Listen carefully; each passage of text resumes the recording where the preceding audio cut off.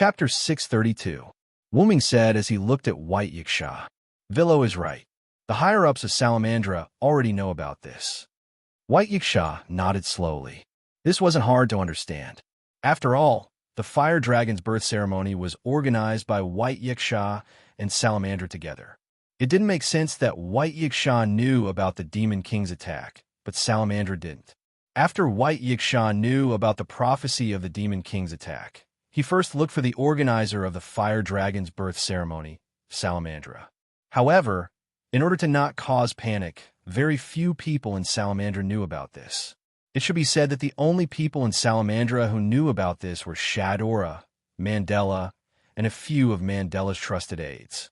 Because of this, the members of Salamandra did not show any signs of surprise. However, a few of Mandela's trusted aides were surprised by Wuming's bluntness in revealing this secret. No matter what, the Fire Dragon's birth ceremony and the Demon King's attack was already a secret. If others heard about it, it would be troublesome. In the worst case, the Fire Dragon's birth ceremony would be destroyed before it was even held. However, since you know that the Demon King's attack will happen during the Fire Dragon's birth ceremony, why don't you just cancel the ceremony? Jiu Yuanfei asked. That's right. The Demon King's attack was so serious that people would die. So why continue to hold the ceremony? Was it because of a matter of reputation? After all, canceling the ceremony would affect the reputation of the community. Of course, it's not that simple, Yuanfei. White Yiksha explained to Jiu Yuanfei. Although in the eyes of others, Salamandra was completely capable of bearing the price of a failed Fire Dragon's birth ceremony, no one wanted to lose out. Furthermore, it would be foolish to choose his own reputation in such a situation. White Yiksha could not hold the ceremony with such a community. If that was the case, White Yiksha would have left long ago. However, White Yiksha's words made everyone feel awkward. Although canceling the ceremony is the wisest choice under such circumstances, the reason why Salamandra didn't cancel the ceremony is really related to its reputation. White Yiksha's words stunned no name, including Wuming and 16 Knights. They really didn't think that it was really a matter of reputation this time. Then, Wuming looked at White Yiksha, who was looking at them with mischievous interest. In other words, Salamandra cannot be canceled, or rather, cannot be canceled. We must continue with this ceremony, Wuming suddenly said. If I'm not wrong, the reason why it can't be canceled should be related to the name of the Fire Dragon birth ceremony. At this moment, 16th Knights reacted in time and followed Wuming's words. That's right. The Fire Dragon birth ceremony is a celebration for Shadora's birth, so it can't be canceled. Mandela nodded.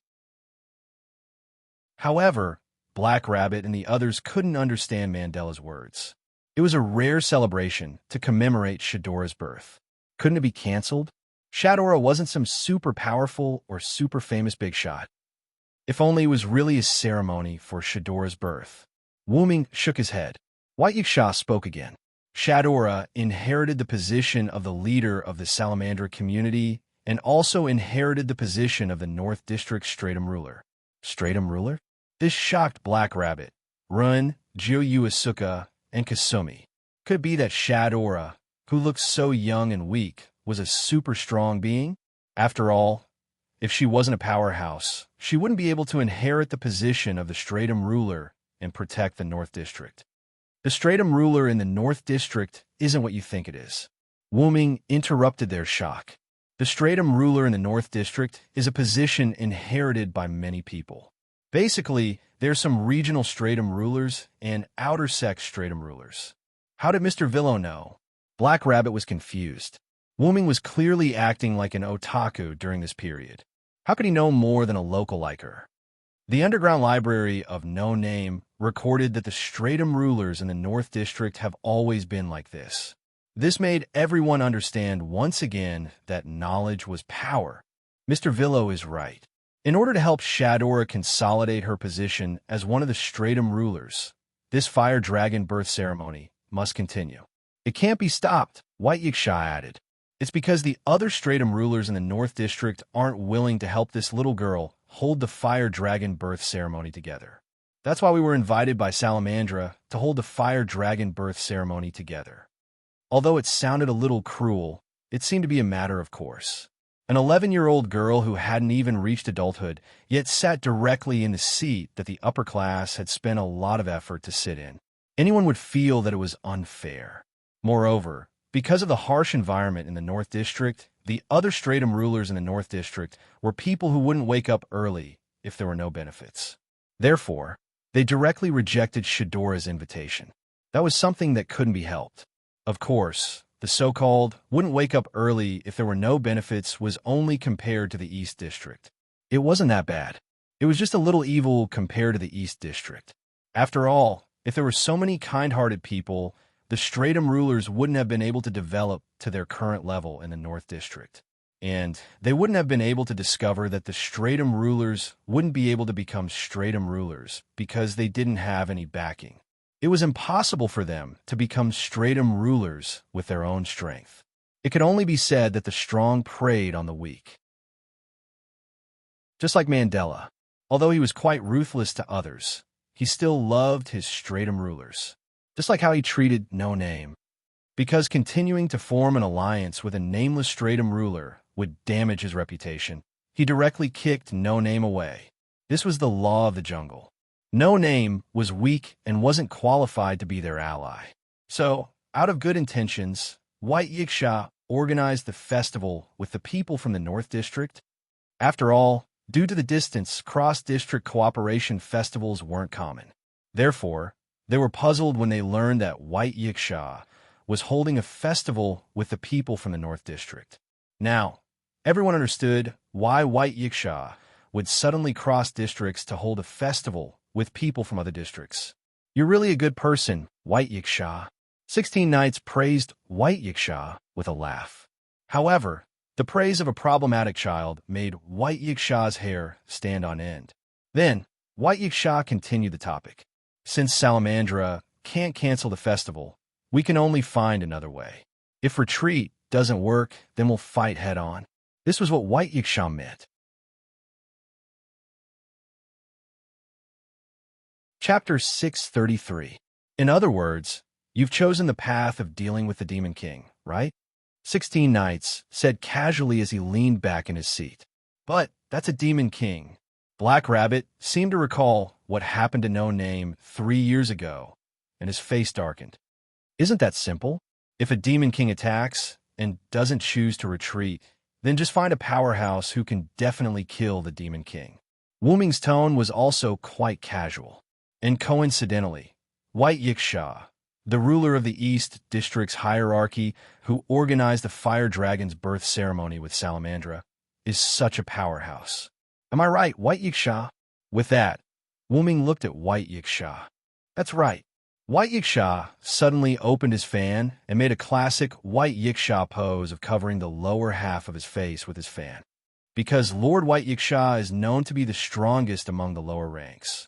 So with Lord White Yiksha in charge, we, Salamandra, are very assured. Shadora continued White Yiksha's words. Hearing Shadora's words, White Yiksha seemed to be quite proud, with a proud smile on his face, and puffed out his chest. But the lowly was still a lowly without a chest. Therefore, it was precisely because Salamandra knew the strength of his ally, White Yiksha, that it was impossible for a Demon King to be able to defeat White Yiksha. Therefore, after Salamandra learned of this news, he did not cancel the Fire Dragon's birth ceremony. Instead, he asked his ally, White Yiksha, to help him deal with the unknown Demon King. And White Yiksha, whether it was out of responsibility as the ruler of the hierarchy or because of their relationship as allies, White Yiksha would help. Then, you came to us for insurance, right, White Yiksha? After Wuming knew what had happened, he understood why White Yiksha asked No Name to join the Fire Dragon's birth ceremony when it was about to begin. At first, everyone's guess was not wrong. No Name had the slogan to defeat the Demon King and was a community that specialized in fighting the Demon King. Therefore, White Yiksha chose No Name. But there was a more important reason, and that was insurance. Previously, when White Yiksha was looking for No Name, Wuming was showing off his power to White Yiksha. He said, when you come into contact with the Demon King, that Demon King will be defeated by us, the ruler of the strongest class. He had said something to White Yiksha. Since they dared to attack the ceremony despite knowing that you were there, they must have a way to deal with you. You must have thought of this, which is why you came to us, right? Wu Ming repeated. Of course. I am confident, but I am not conceited. The situation you speak of is naturally within my consideration. White Yiksha revealed a hint of pride. This made Run, Black Rabbit, and Shadora, who were more gullible, look at White Yiksha with admiration. This made Wu Ming smile helplessly. She didn't know if it was because of her current lowly state, but Bayasha was a little childish. Actually, I didn't have much hope for No Name. At this moment, Mandela suddenly spoke and attracted everyone's attention. But since No Name has someone like Sir Villo, it's naturally not a problem to be invited by White Yiksha-sama. After personally witnessing Wu Ming's power, Mandela respected Wu Ming. As a member of the Northern District, he didn't have the slightest resistance to the weak respecting the strong, even if Wu Ming was someone he offended and taught a lesson to. However, Mandela's words made the three problem children, 16 Knights, Flying Bird, and Yao, unhappy. He said it as if they only needed Wu Ming and didn't need anyone else. How could the extremely conceited three problem children calm down? In other words, you think that No Name completely relies on Villo? Jiyuan Flying Bird crossed her arms and looked at Mandela. Although Villo's contribution to No Name is not small, we are not weak, Haruai Hiroyuki said with a frown. You bastard. Do you want to try my fist? Reverse 16 Knights said, revealing his fist. No need, No Name, only needs to censor Villo. Mandela directly rejected the three problem children's request. In his opinion, these people were just weaklings who only knew how to cause trouble and weren't worthy of his attention.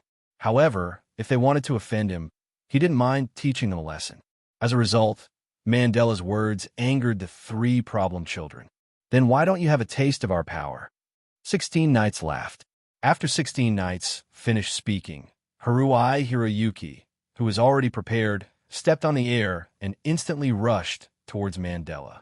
Mandela, who was already prepared, pulled out the sword at his waist and prepared to meet the opponent's attack. Suddenly, a spell was chanted, and Mandela felt that he couldn't move. Stop for me. Jiyuan Flying Bird's eyes were like an eagle's as she stared at Mandela. Fortunately, this power only lasted for a second before it disappeared. Mandela thought that he had broken free, but in fact, it was just Jiyuan Flying Bird canceling her control over Mandela. After learning about her gift, Jiyuan Flying Bird's ability improved greatly in just one night, as if she had an epiphany, and 1 second was enough for her to control Mandela. This was because 1 second was enough for Haruai Hiroyuki to achieve his goal. Bang! In an instant, Mandela was directly sent flying by Haruai Hiroyuki's kick and hit the wall. Haruai Hiroyuki did a somersault in the air and stood gracefully on the table. What?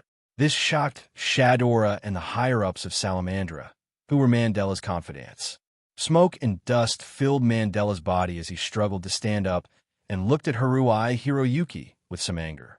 No name, Mandela roared. Then, Mandela's pupils began to dilate involuntarily because 16 Knights had already rushed in front of him and raised his ordinary fist. However, this ordinary fist gave Mandela a sense of danger and even death, which was why Mandela's pupils shrank. That's enough, boy. Suddenly, Byakuya spoke, and 16 Knights' fist stopped in front of Mandela. Boom! This was the sound of the impact caused by 16 Knights' fist.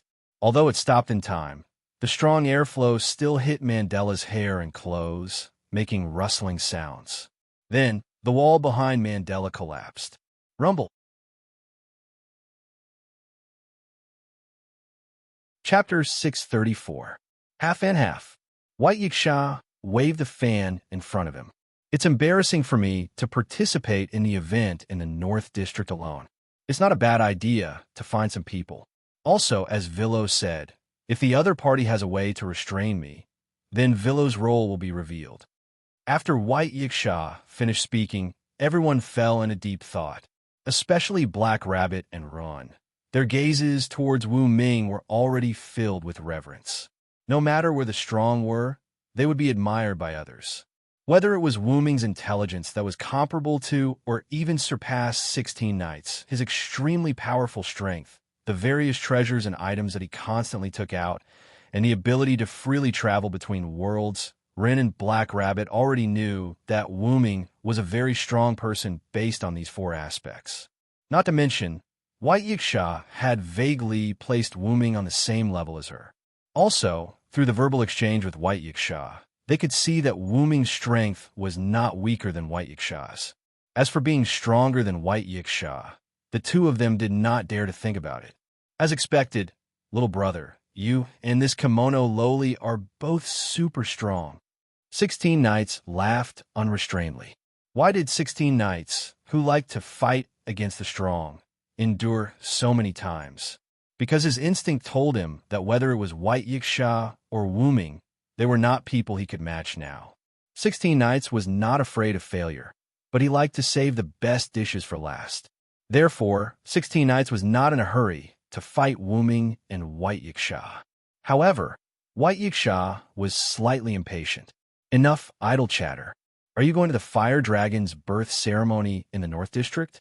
Give me an answer. White Yiksha folded the paper fan and slapped his thigh.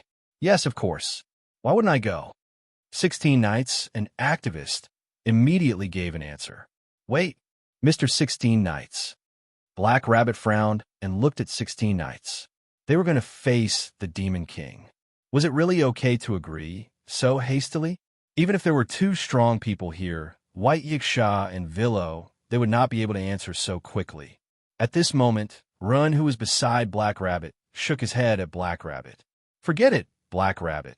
Let's do as 16th Knight says. Even young Master Ren. Black Rabbit was shocked. After all, we are a community whose slogan is to defeat the Demon King. Besides, we have Villo, 16 Knights, and the others. I believe that nothing will happen. Ren looked excited. Moreover, the Fire Dragon Birth Ceremony is a ceremony jointly held by the North and East Districts. There will definitely be many gift competitions with rich prizes. Now is the time for No Name to develop. If we can win those gift competitions, we will be able to obtain a large number of gifts. This will be of great help to the development of the community. After hearing Ren's words, Wu Ming and 16 Knights couldn't help but glance at Ren twice. As the leader of the community, Ren was already starting to look like one. Indeed, don't forget that for Flying Bird's gift to be effective, it needs a lot of gifts as support. Moreover, if we can find a high-level gift that is suitable for Flying Bird to use, then we can solve the problem of Flying Bird's gift. Letitia also mentioned the benefits of participating in the Fire Dragon Birth Ceremony. That's right. Taking advantage of this great ceremony, I must solve the problem of my gift. Gun Flying Bird had an expression that said, if I don't go to hell, who will? Immediately after, Ren's face showed that he couldn't bear it and spoke again. Actually, I don't want anyone to be like our community and have their name, flag, and companions taken away.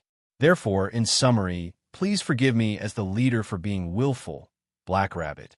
Hearing Ren's heartfelt words, Black Rabbit's worried heart was relieved. Really, young Master Run has also grown. Black Rabbit couldn't help but feel happy for the growth of the community leader. That's why, you rabbit. Suddenly, Wu Ming's voice came from behind Black Rabbit.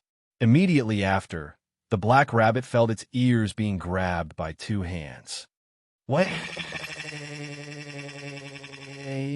How could a mere Black Rabbit win against Wu Ming? Wu Ming used a little force, and Black Rabbit couldn't hold on. Woo! Black Rabbit let out a strange cry, but Wu Ming acted as if he didn't hear it and continued to ravage Black Rabbit's ears. Wu Ming's mouth didn't stay idle either as he ravaged Black Rabbit's ears while speaking. Although I'm now a spirit, my strength hasn't been weakened by much. Since I've already joined No Name, then you just need to work hard toward the goal you want to move forward because Wu Ming paused, then let go of the hands that were grabbing Black Rabbit's ears, which made Black Rabbit's expression relax slightly. Then, Wu Ming touched Black Rabbit's head while walking away. You have me behind you. An extremely plain sentence made No Name, including 16th Knight and the other two, feel incomparably reliable. Then White Yiksha smiled. In that case, you can go back. The fire dragon's birth ceremony will officially start in 3 days. However, White Yiksha's words made 16th Night slightly unhappy. Then can't we go in advance, White Yiksha? 16th Night showed a presumptuous look. Jiu Yuao and Haruai Hiroyuki were also slightly moved. I'm already looking forward to it. It shouldn't be a big deal to go in advance. This group of problematic children couldn't wait for 1 night. So how could they wait for another 3 days? This made White Yiksha feel a little helpless. They were indeed problematic children. All right then, I'll help you wait for a while and send you over directly. Then White Yiksha put down his fan, spread out his palms, and clapped twice.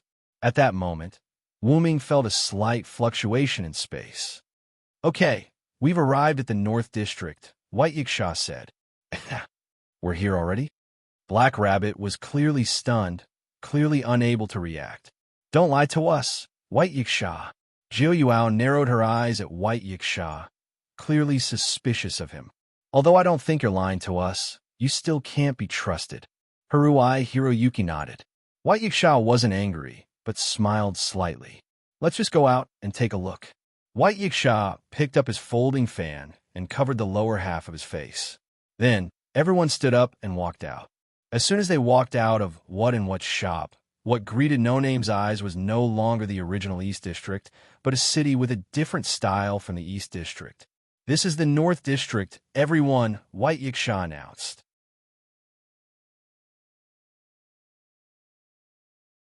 Chapter 635. Mandela was injured.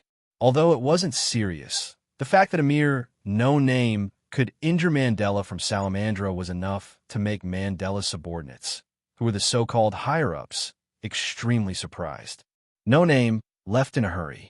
Rinha Kirobunny had an apologetic and helpless expression as he pulled 16 knights, Jiuyuki and Kasuga Hikari away in a hurry. Wuming and Letitia were left behind to deal with the trifles caused by the 3 problem children. The higher-ups of Salamandra were frightened by the fleeting strength of No Name. In addition, the decision was in the hands of Shadora and Mandela, so they didn't think about how to deal with this incident. Mandela was quite embarrassed because he felt the threat of death, so he wanted to severely punish No Name and the group of problem children who didn't respect etiquette and directly attacked. However, because Mandela's skills were inferior and he lost despite being on guard, Mandela was too embarrassed to be ruthless. However, the most important thing was still the leader of the Salamander community, Shadora. Although Shadora was young, she was still the leader of Salamandra. Shadora was quite dissatisfied with Mandela's provocative words towards No Name before. In Shadora's opinion, this incident was completely instigated by her brother.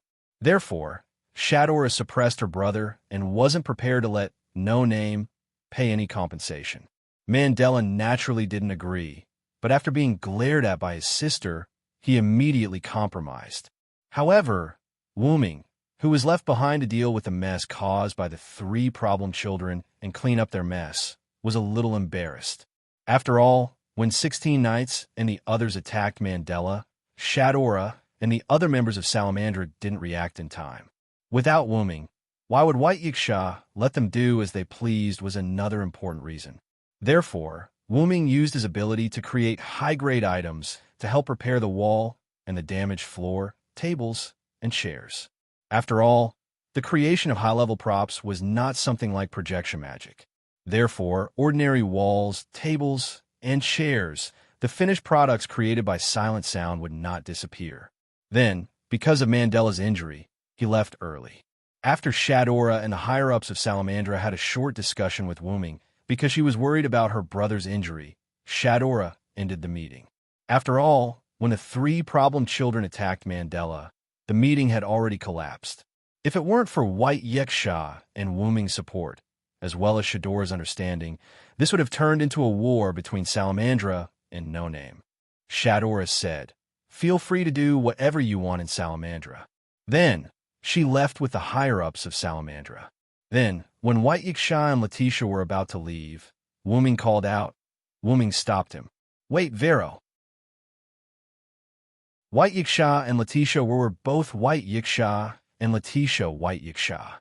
Wuming, who sat down, looked at White Yiksha, who was sitting leisurely on her chair. "What's wrong, White Yiksha? Is there anything else? I just want to tell you that although Mandela looks like a villain, he is very considerate of Shadora and Salamandra." So, White Yiksha didn't finish, but Wuming understood what she meant. White Yiksha didn't expect Wuming to let go of his prejudices, but at the very least, he shouldn't delay dealing with the Demon King because of Mandela. After all, the Demon King was a disaster to the entire 5-4-5-4-5 outer sect. Death was considered light. Although White Yiksha had previously said that the Demon King would soon be defeated by him, White Yiksha was still very worried. Even if Wuming and No Name were here, she was still worried. White Yiksha had a strong love for the people of the lower class, just like how she loved her own people. She didn't want anyone to be sacrificed. "Don't worry, I'm not that childish." Wuming laughed because of White Yiksha's words. "I will pay more attention to the people at this fire dragon's birth ceremony. I will definitely not let anything happen to them. You just wait for the Demon King to attack and deal with the Demon King, White Yiksha." Wuming smiled encouragingly, then stood up and walked toward the door. Letitia followed Wuming to the door. The moment Wuming went out, Letitia turned her head. "Master will definitely be fine, Lord White Yiksha." Letitia bowed slightly to White Yiksha, then left the room and closed the door. "Really, your confidence makes me feel a little hot-blooded," White Yiksha said as if she had a headache, but the curve of her mouth proved that she was calm at the moment. Wuming and Letitia quickly walked out of Salamandra's door. Then he realized that the rest of No Name were sitting in a small shop near Salamandra's base. Black Rabbit, who had been paying attention to Salamandra's door, smiled when she saw Wuming and Letitia come out. She waved at Wuming. The others also noticed Wuming and Letitia's figures. Without a doubt, they were waiting for Wuming. "Why are you waiting for me?" Wuming smiled helplessly and walked into the small shop. "After all, it's already very late. Everyone discussed that we should find a hotel together after you and Letitia come out," said Ron, who was the leader. "But it's basically impossible to find one," 16 Nights said casually as if he was trying to ruin the scene. Then, he was fiercely glared at by Black Rabbit. However, 16 Nights ignored her and continued to do as he pleased. But 16 Nights is right. With such a lively festival, I'm afraid the hotel is already full. Letitia, who was standing behind Wuming, supported 16 Nights' words. As an old senior, Letitia knew a lot about how to deal with people. It wasn't strange that such a festival would cause the hotel to be full. However, this made Rin's expression difficult. Originally, they were brought here by White Yiksha to work together with Salamandra. In theory, they should have asked White Yiksha to make arrangements for them, or just stay in Salamandra. However, because of the impulsiveness of the 3 problem children, they were embarrassed to continue staying there. "Really, Mr. 16 Nights, Miss Flying Bird, and Miss Yao, you are too impulsive." Black Rabbit, who had already taught the 3 problem children a lesson, spoke again and began to teach the 3 problem children a lesson. Yes. Sorry. Yeah. However, the 3 problem children did not take Black Rabbit's lesson to heart. "The 3 of you?" Black Rabbit was angry again. In order to prevent Black Rabbit from crying again because of the 3 problem children, Wuming made a suggestion. "Then, let's go back to No Name to stay."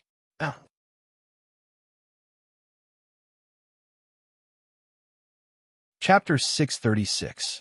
Easter District 210-5380 Outer Gate, No Name Base.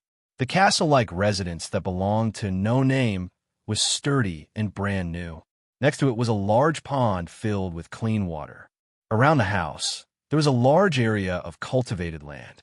One after another, stone golems like scarecrows stood guard at the edge of the cultivated land. In the backyard and inside the house, there were many golems with delicate bodies doing housework. Washing clothes, sweeping the floor, mopping the floor, these golems could do it all. The only thing that the golems couldn't do was cook, but under the careful command of Lily and the others, the golems were able to make good food. It had to be said that the golems summoned by Wuming's item were quite powerful. They were able to do such delicate work. On the large area of land outside the house, the children of no name were commanding a large number of golems to do farm work. Wuming had already given the golem summoning item to run. With Wuming's help and improve the summoning item, Ren had successfully used his own gift to control the item and summon golems given by Wuming. Ren had also given the command of the golems to every member of No Name, including the children. Because of the golem's meticulous work, this greatly reduced the burden on the children of No Name. Sir Villo's item is really convenient. That's right. I can sleep well every day now. That's right. And the golem's cooking is also not bad. Our community has finally begun to rise again. The children were chatting here and there. However, as the leader of the group, the little fox girl Lily had a serious expression on her face. Although the golems are useful, you can't rely on them too much. They'll make you lazy. Also, not everything can be done by the golems. As a support team, we have to continue to work hard. Yes, times it had to be said that as the children who survived the Demon King's attack and were still able to survive in No Name, they were all quite well behaved. At least compared to the problem children of No Name, the 100 or so children of No Name could be considered as angels. Well then, let's continue to work hard, Lily said with a smile and wagging her tail. Yes, times in seeing that everyone was working hard, Lily decided to leave as well. She wanted to check on the progress of the magic puppets in the house and the backyard. Arriving at the door, Lily pushed open the door and walked in. However, when Lily walked in, she was stunned. Why is everyone here? Lily asked when she saw Wuming's group standing in the hall. Didn't everyone go to White Yiksha to understand the situation? Why did you suddenly come back? Lily then wagged her tail and fell in a deep thought. I don't remember anyone coming back. Ahem. Lily, it's actually like this. Wuming cleared his throat and began to explain. Without wasting too much time, Wuming gave Lily a brief account of what had happened. In other words, you went to the North District with Lord White Yiksha, Lily said enviously. Actually, I also want to go to the North District to take a look. Wuming, Black Rabbit, and the others didn't know whether to laugh or cry. But thinking about it, it was normal. After all, although Lily was a small leader, she was still a child.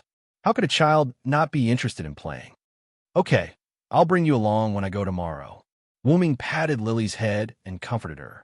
The reason why Wuming and the rest of the No Name could arrive at the No Name base so quickly was because Wuming used the teleportation portal. There was only one requirement for the teleportation portal, and that was, as long as it was a place they had seen or been to, they could connect to it.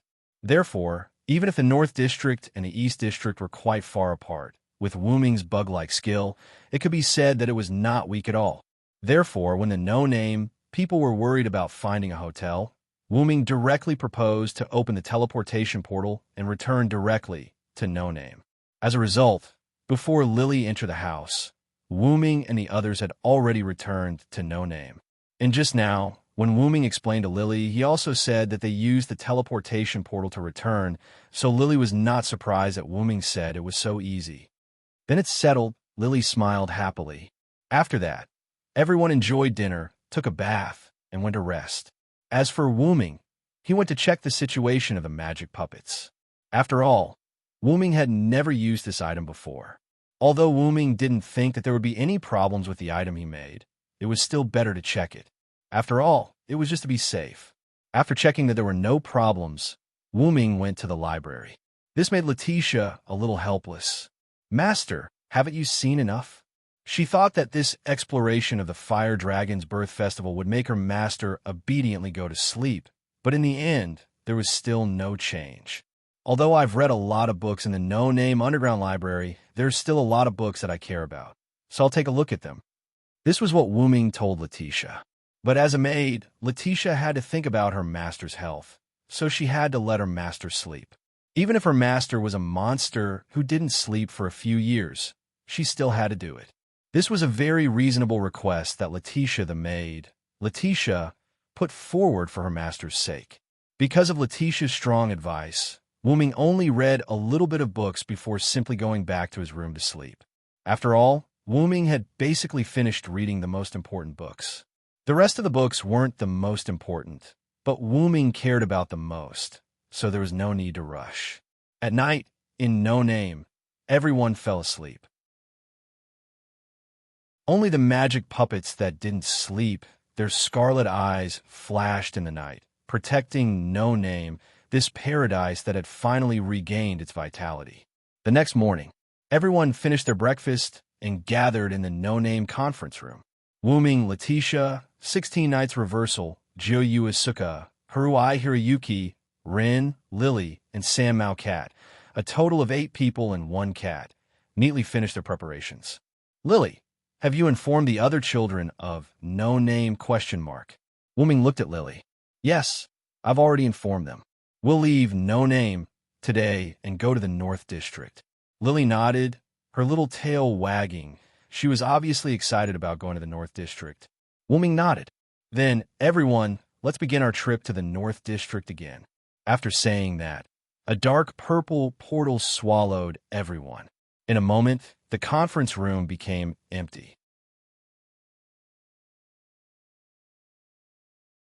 Chapter 637. North District, 54545 Outer Gate. Whether it was the people on the street or the people in the shops, they were all immersed in the joyous atmosphere brought about by the festival. They didn't notice that there was a dark purple ripple in a small alley somewhere. Suddenly, a foot stepped out of the dark purple ripple. Then, the owner of the foot completely came out of the ripple. He had black hair and red eyes. His face wasn't very handsome, but it was quite pleasing to the eye. Then, one person after another came out of the dark purple ripple. Have we already reached the North District? Among them, a young girl with fox ears and a foxtail spoke with an excited tone as she constantly looked around. That's right, we've already reached the North District. Lily can go shopping with Black Rabbit and the others. Wu-Ming, who came out first, squatted down and touched Lily's little head. Villo, San, don't we need to continue the discussion with Salamandra? Black Rabbit's ears perked up. She was very confused. What the Black Rabbit said wasn't wrong. Yesterday, the discussion between No Name and Salamandra was interrupted by the 3 problematic children. Although Wu-Ming and Letitia stayed behind, they were only there to deal with the trifling matters caused by the willfulness of the 3 problematic children. Thus, regarding the Fire Dragon's birth ceremony and the Demon King's attack, Salamandra and No Name did not come to a conclusion. We do need to, but don't worry. I've already talked to Shadora and Byakuya. Today, we don't need all of No Name's people to go to Salamandra for the meeting. We only need to send a few people. Wu-Ming explained to Black Rabbit. So that's how it is. Then we can go shopping. Jiufei Niao smiled. She didn't have enough shopping yesterday. Otherwise, she wouldn't have continued shopping with Haruai and Letitia after leaving Wu-Ming's punishment area. You girls can go shopping today. Today, we boys will go to Salamandra to continue our discussion. We girls are going shopping? Black Rabbit seemed a little hesitant. However, whether it was Jiufei Niao, Haruai Hiroyuki, or even Lily, their eyes lit up. Then, Wu-Ming looked at the only 2 boys other than himself, Reverse 16 Nights and Rin Russell. As the leader of the community, I naturally have this obligation. Although Run was a little nervous, he still took on the responsibility of being the leader. This is really troublesome, but if you wanted to go shopping with a bunch of girls, please forgive me. Reverse 16 Nights showed a helpless expression. He also agreed to Wu-Ming's suggestion. After that, Wu-Ming suddenly looked at Letitia, who was following behind him. Letitia's there too. There's no need to follow us. Letitia was stunned. But this is Master's first order. Go shopping with Black Rabbit and the others. Wu-Ming placed his hand on Letitia's head and smiled. Since it was the Master's order, there was no way to refuse. Yes, my master. Letitia smiled in response to Wu-Ming. Suddenly, Letitia was pulled away. Then, Jiufei Niao's voice was heard. Then, I'll leave the rest to you guys. Jiufei Niao was holding Black Rabbit in one hand and Letitia in the other. Together with Haruai, Hiroyuki, and Lily, they hurriedly ran out of the alley. Run, Mr. Villo, Mr. 16 Nights. I'll leave it to you guys. Lily turned back and waved at Wuming and the other two. Please. Haruai Hiroyuki also turned back and said, Don't worry, leave it to me. 16 Knights replied arrogantly and confidently. Wuming also patted Ren's shoulder, who was a little nervous, and smiled confidently at the girls who were leaving. However, not every girl was as open-minded as Jiofei Niao and Hiroyuki. Wait a minute, I think it's better if I go with them, Black Rabbit said in a panic. After all, this was related to the cooperation between their community and Salamandra. Black Rabbit, who wanted to do everything by herself, naturally felt a little uncomfortable going shopping under these circumstances. Let's go, you stupid rabbit. Villo and 16th Knights will do it well. Jiofei Niao and Haruai Hiroyuki each held Black Rabbit's arm, making it impossible for Black Rabbit to break free. Wait a minute. The pitiful Black Rabbit had already forgotten that its strength was actually above the two girls. Okay, let's hurry to Salamandra's base. If we're early, maybe we can go shopping too. Hearing Wuming's words, Reverse 16 Knights grinned. You're right. Yesterday, we were only focused on playing hide and seek with Black Rabbit. We didn't have time to go shopping. However, whether it was Ren or Wuming, both of them were helpless against Reverse 16 Knights. This so-called hide-and-seek caused quite a bit of panic on streets. At this time, Ren suddenly remembered something. Speaking of which, the clock tower destroyed by 16th Knights and Black Rabbit hasn't been repaired yet, Ren said as he looked at Villo. After all, Villo had already taken on the task of repairing it yesterday, but after coming out of Salamandra, they all returned to the East District. In this way, Wuming, who was in the East District, was disconnected from the telekinesis that controlled the clock tower wreckage in the North District. This made Ren panic. Don't worry, before I left yesterday, I cast a magic spell on the clock tower wreckage that was fixed in the air. Even if I disconnected the telekinesis, the wreckage would still be fixed in the air. There won't be any second damage from the wreckage falling down. Although Wuming was confident in his telekinesis, he was still a little worried. After all, the East District and the North District were almost a world apart. What if they were too far apart and the telekinesis was disconnected? Therefore, before Wuming left, Wuming used his telekinesis to cast a few Lune runes on the clock tower wreckage, allowing the telekinesis to continue automatically. This way, the clock tower wreckage that was fixed in the air would not fall down because of Wuming breaking the telekinesis link. Now, Wuming, who returned to the North District, reconnected with the clock tower wreckage. It turned out that Wuming was right. The wreckage was still fixed in the air. It had to be said that Lune runes were more effective than direct combat runes in other places.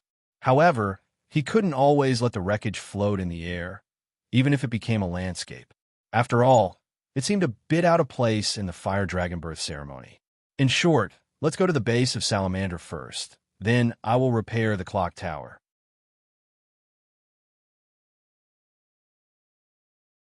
Chapter 638. After that, Wuming, 16 Knights, and Ren Russell arrived at the base of Salamandra. This time, the guards of Salamandra were no longer the two people that Wuming and Ren met last time.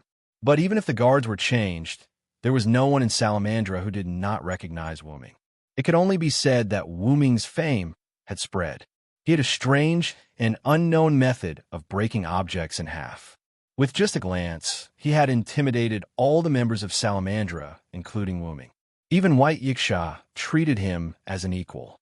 The leader of Salamandra, Shadora, was also very respectful to him. Even Mandela of Salamandra chose to swallow his anger after knowing that the person who destroyed the clock tower was a member of the same community. The two guards at the entrance of Salamandra swallowed a mouthful of saliva at the sight of this magnificent feat of farming. More importantly, Salamandra had offended this lord, and Lord Mandela of Salamandra had also clashed with this lord. This made the two guards' faces turn pale. They were not people like Shadora, Mandela, or even White Yiksha. If they accidentally provoked this master in front of them, they were afraid that they would be done for. Please inform them that No Name is here to discuss with Salamandra the matters that were not discussed yesterday. Wuming said very politely to the two guards. One of the two from Salamandra nodded his head and turned to enter Salamandra's base. However, Wu Ming did not know if he had seen wrongly, but he saw the guard in charge of reporting almost fall down at a corner inside Salamandra's base. From the looks of it, he seemed to be frightened. This was really baffling. However, there was something even more inexplicable. Wu Ming noticed that the guard in front of him, who was still standing guard, was trembling and his face was pale. "Are you okay?" In the end, it was the kindest person, Run, who asked with concern. I'm fine, I'm fine." The guard was scared by Run and stuttered as he answered. His eyes were vaguely looking at Wu Ming, as if he was afraid of provoking him. This made 16 knights, who caught the guard's small movements, interested. Looks like little brother left a deep impression on Salamandra yesterday. 16 knights teased Wu Ming, but Wu Ming also saw the guard's eyes looking at him erratically. This made Wu Ming feel a little helpless. Was there a need to be so scared? Yesterday's matter was yesterday's matter. Yesterday's people were yesterday's people yesterday. It would not implicate anyone else. Let's just talk about it as it is. Furthermore, Wu Ming wasn't someone who held grudges.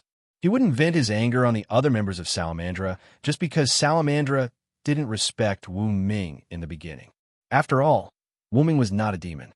However, in the eyes of Salamandra, Wu Ming was a demon. Fortunately, in less than half a minute, Shadora and Mandela came out to greet him. This made the guard of Salamandra breathe a sigh of relief. "Welcome to Salamandra again, Leader Run, Mr. Villo, Mr. 16 Knights." Shadora smiled sweetly. Wu Ming listened to Shadora's words and was quite satisfied. This was because she first addressed Run, who was the leader of the community, and not Wu Ming, who was the most powerful. It could be seen that the other party, or Shadora, had begun to pay attention to No Name. No, in fact, Wu Ming had already seen through it. Shadora, as a child with a pure heart, looked down on Salamandra for unilaterally breaking the contract with No Name quite disdainfully. However, because of Mandela's strong resistance, coupled with the fact that he had not contacted No Name for the past 3 years, it was not easy for Shadora to handle it. However, now that No Name had a strong person like Wu Ming, Mandela's "we will not ally with a weak community" statement could no longer be used. This also made Shadora naturally begin to put No Name on the same level, which was why Shadora first addressed Ren, the leader of No Name, instead of Wu Ming. Even if Mandela was a little unhappy, there was nothing he could do. He had also been frightened by Wu Ming, and had been injured by No Name and the 3 unknown small fries. He had even felt the threat of death. It could be said that if it wasn't for White Yiksha's lash out that stopped the reversal of 16 Knights, Mandela believed that even if he didn't die, he would have lost a layer of skin. Therefore, Mandela had no way to deal with the issue of No Name's attitude and even contact. He could only let Shadora do as she saw fit. After all, this could also train Shadora's ability as the leader of the community. Moreover, she knew in her heart that it was enough to make Mandela feel at ease. Then, Rin responded to Shadora in a manner that was neither servile nor overbearing. "Yes, Leader Shadora, we're here to disturb you again." Shadora smiled and nodded, then extended her hand and gestured behind her. "This way, please." Then, Wu Ming and the other 2 followed Shadora and Mandela. Under the gazes of the members of Salamandra, they came to the meeting room where No Name and Salamandra had discussed yesterday. When they opened a door, they saw White Yiksha, who had been waiting for a long time. "Oh, you're here. Hurry up. I'm already a little impatient from waiting." Although that was what she said, White Yiksha did not show any signs of impatience. However, they would not continue to wear down White Yiksha's patience just because she did not show any signs of impatience. Everyone quickly sat down in their seats from yesterday. However, compared to yesterday's lively atmosphere, today's meeting room was quite deserted. This was because whether it was Salamandra's side or No Name's side, the number of people had decreased by a lot compared to yesterday. Only Shadora and Mandela were on Salamandra's side today. The original Salamandra's higher-ups and Mandela's confidants were not present today. As for No Name, they had only sent out their leader, Rin Russell, as well as the rookies, Silent, and 16 Knights. A total of 3 people. Black Rabbit, Jiu Yuasuka, Hu Yao, and a series of girls did not come.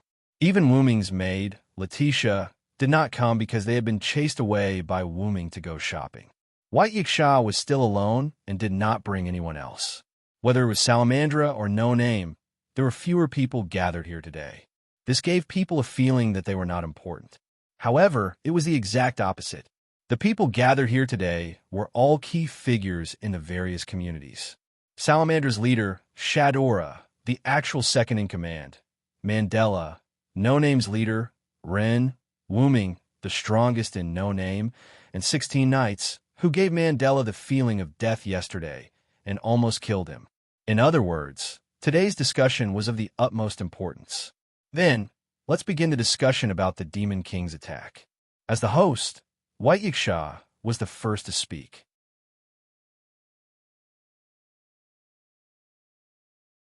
Chapter 639. White Yiksha's words were like a fuse that started the meeting. Ren looked at Wu Ming, who had no intention of speaking, and then looked at 16 Knights. Sensing Ren's gaze, 16 Knights laughed wantonly, then looked at Shadora and Mandela. There's nothing much to say. We'll help you defeat the Demon King, and the ownership of the Demon King will belong to No Name. Whether it was Shadora, Mandela, or White Yiksha, they were all a little confused by 16 Knights' straightforward words. After all, this was not the way to discuss things. However, White Yiksha could understand why 16 Knights said such words. After all, he was a problematic child. However, this was a little difficult for Shadora and Mandela to accept. Seeing Shadora and Mandela's hesitation, Wu Ming dropped a bombshell. Then, let's be more specific. We, No Name, only want the ownership of the Demon King. We don't want anything else. Shadora and Mandela were shocked by Wu Ming's bombshell. Mr. Wu Ming, even Ren was shocked. Not to mention other things, if they defeated the Demon King, their reputation would increase greatly, and everything under the Demon King's command would be paid. For a Demon King with the authority of the organizer, his possessions would naturally be extraordinary. At least they would not lose out. Therefore, even if it was for No Name, Ren wanted to fight for the benefits brought by the Demon King this time. Wu Ming naturally understood Ren's thoughts, but Wu Ming also had his own reasons. What does it matter? Although we, No Name, are in a state of being in a state of having a lot of things to do, because of the lack of manpower, what we need now is to increase our elite strength. Things like money and rare gifts can naturally be obtained with strength. What Wu Ming said wasn't wrong. If No Name defeated the Demon King in this fire dragon's birth ceremony, then their reputation would naturally spread. No Name did not lack funds at the moment, and in terms of gifts, with Wu Ming around, No Name actually did not lack any. After all, Wu Ming's advanced item creation wasn't just for show. Moreover, Wu Ming's Manchala Square array had many other things as well. Although Wu Ming was currently in his spiritual body, the items inside the Manchala Square were all mana aggregates. However, Wu Ming could still take them out and use high-grade tools to create them. Although its performance couldn't be compared to the real thing, at least it wasn't a problem. Therefore, the most crucial point of No Name was its lack of combat power. After all, even though the box court world was nominally a world where negotiations were conducted through the gift competition, this world wasn't safe, especially when there was a cheater like the Demon King. No Name was unlike Salamandra, which had members of the draconic bloodline and flying dragon troops. Therefore, they could only rely on the strength of individual elites. In No Name, other than Wu Ming, Letitia, 16 Knights in reverse, Jiu Yuasuka, Haruai Hikari, and Black Rabbit, the others didn't have much fighting power. No, it should be that there were no older members left. And among them, only Wu Ming, Letitia, and 16 Knights in reverse could be counted as fighting power. After all, Jiu Yuasuka hadn't found a suitable gift, so she could only rely on some weak gifts as consumables. As for Haruai Hikari, she didn't have many magical abilities when she first came to the box court world. She only had the abilities of most animals. As for Black Rabbit, because he was a box court noble, he was restricted by the box court world, so he could be excluded. There were pros and cons to the identity of a Hakata noble. 3 years ago, Black Rabbit was not kidnapped by the Demon King because he had the identity of a Hakata noble. He had left no name to become a referee in other places, so he could be considered to have escaped. It was also because of his status as a box court noble that Black Rabbit couldn't freely participate in the gift competition and contribute to the community. In short, No Name was in urgent need of elite combat power, and the Demon King, who had the authority of the organizer, was the continuation of the current elite combat power. I agree with what Villo said. This time, I think the same as him. Retroactive 16 Nights' tone was normal this time, but it still gave others the feeling of a problematic child. How about it, little guy? Retroactive 16 Nights looked at Run and waited for his final decision. After all, Retroactive 16 Nights and Wu Ming weren't the leaders of No Name. Run was the leader of No Name, so the decisions of the community should be made by Run. Ren thought about it nervously and finally nodded. Then how about this? We, No Name, only want the ownership of the Demon King. We don't want anything else. What does Salamandra mean? Ren looked at Shadora and Mandela. Mandela and Shadora looked at each other. After a few seconds, Shadora looked at Run and nodded. No problem. We, Salamandra, are not a community that relies on individuals. Therefore, we can give you this Demon King that is attacking us. However, in return, all other benefits will belong to us, Salamandra. As compensation, we, Salamandra, will help you promote No Name for free. Then, after Ren nodded, Wu Ming suggested, "Then, let's make a contract." Wu Ming clapped his hands, and 2 parchments appeared above the heads of the 2 leaders, Shadora and Run. The parchments fell and were held in Shadora and Ren's hands. This was something like a contract. Generally, cooperation between communities would have such a contract. After all, verbal agreements lacked binding force. However, the witness was Wu Ming, which was slightly disadvantageous to Salamandra. After all, how could the referee be a member of one side? The content of the contract was simply the requirements of both sides. There was nothing strange about it. Let's take a look, White Yiksha said as he waved the parchments in Shadora and Ren's hands. Then, the parchments in Shadora's hands flew out and into White Yiksha's hands. Immediately after, White Yiksha checked the 2 pieces of parchment and injected his power into them. In this case, the witnesses became Wu Ming and White Yiksha. Villo, you don't have any objections, right? White Yiksha looked at Wu Ming. Of course not. Wu Ming shrugged. White Yiksha was invited by Salamandra, so she was nominally on Salamandra's side. This way, the 2 sides were balanced, and there were witnesses on both sides. Wu Ming didn't care about this. After all, it was only fair this way, wasn't it? Okay, this way, the alliance between Salamandra and No Name has been formed. Then, before the Demon King attacks, please enjoy this rare festival. White Yiksha closed his fan, representing the end of the meeting. Wu Ming and the other 2 also left Salamandra, his base, and began to enjoy it according to White Yiksha's words. Ironically, Salamandra and No Name were originally allies, but now, such a drama had happened. It could only be said that the world was unpredictable.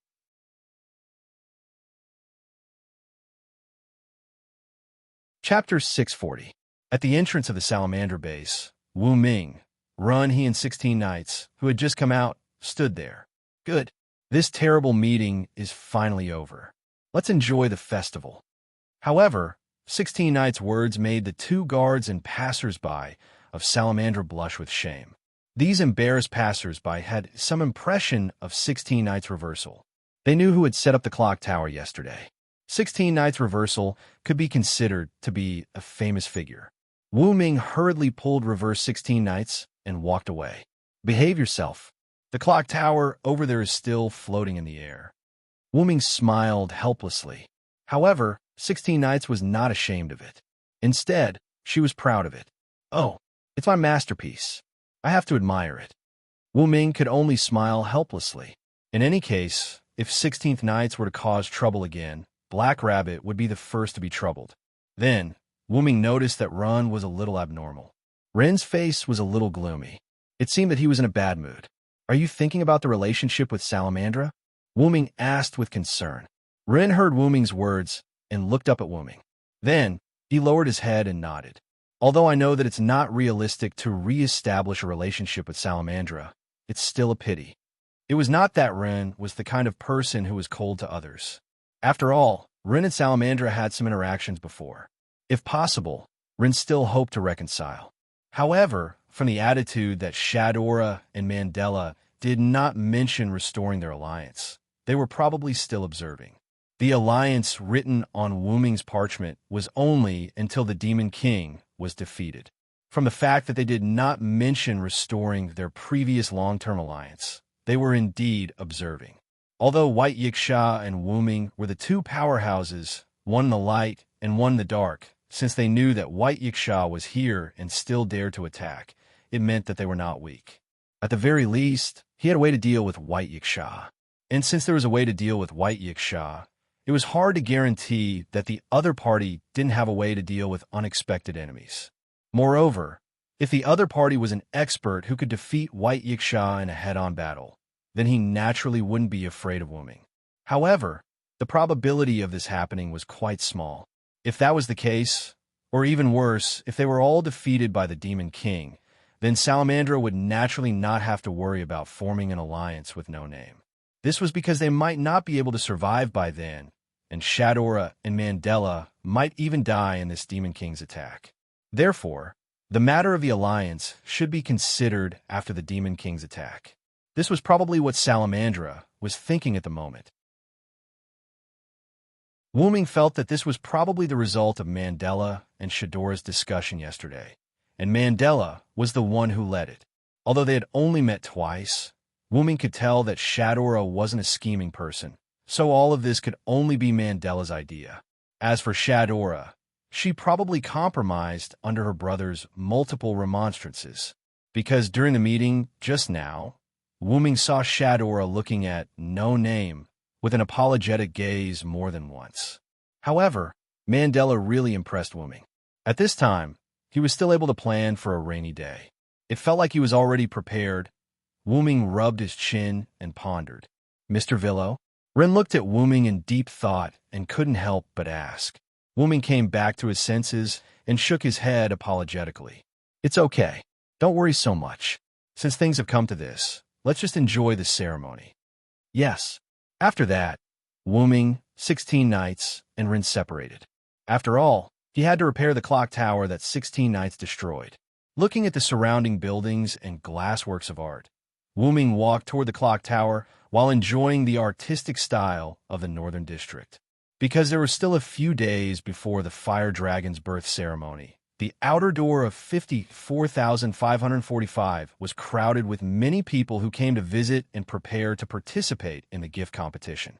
However, Wu-ming didn't use his ability.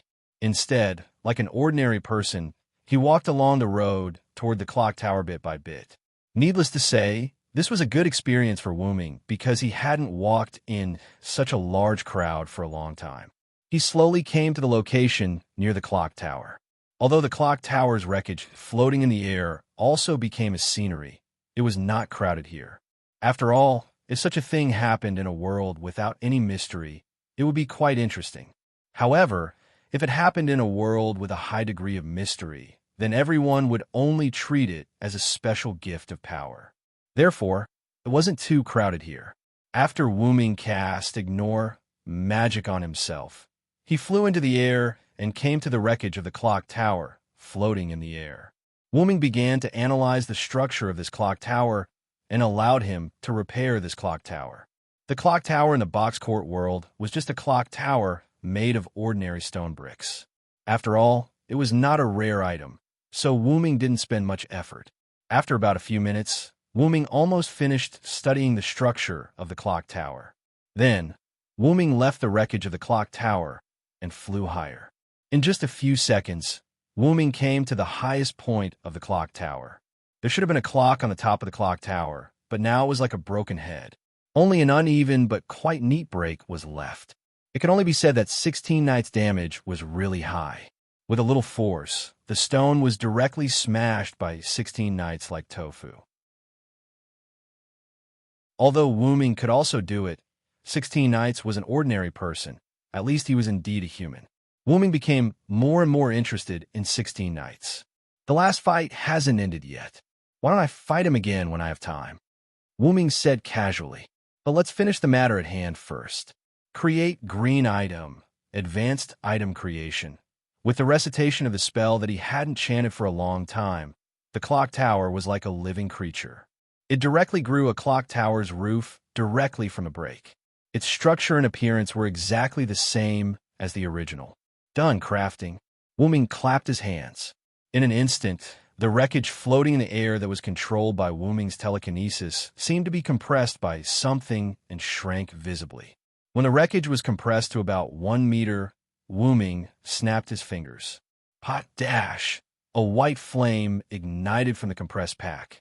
In just a few seconds, the flame extinguished and there was nothing in the air.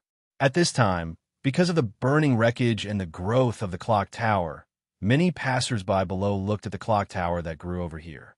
Suddenly, Wu Ming noticed a gaze looking at him. It was a petite girl wearing a spotted dress.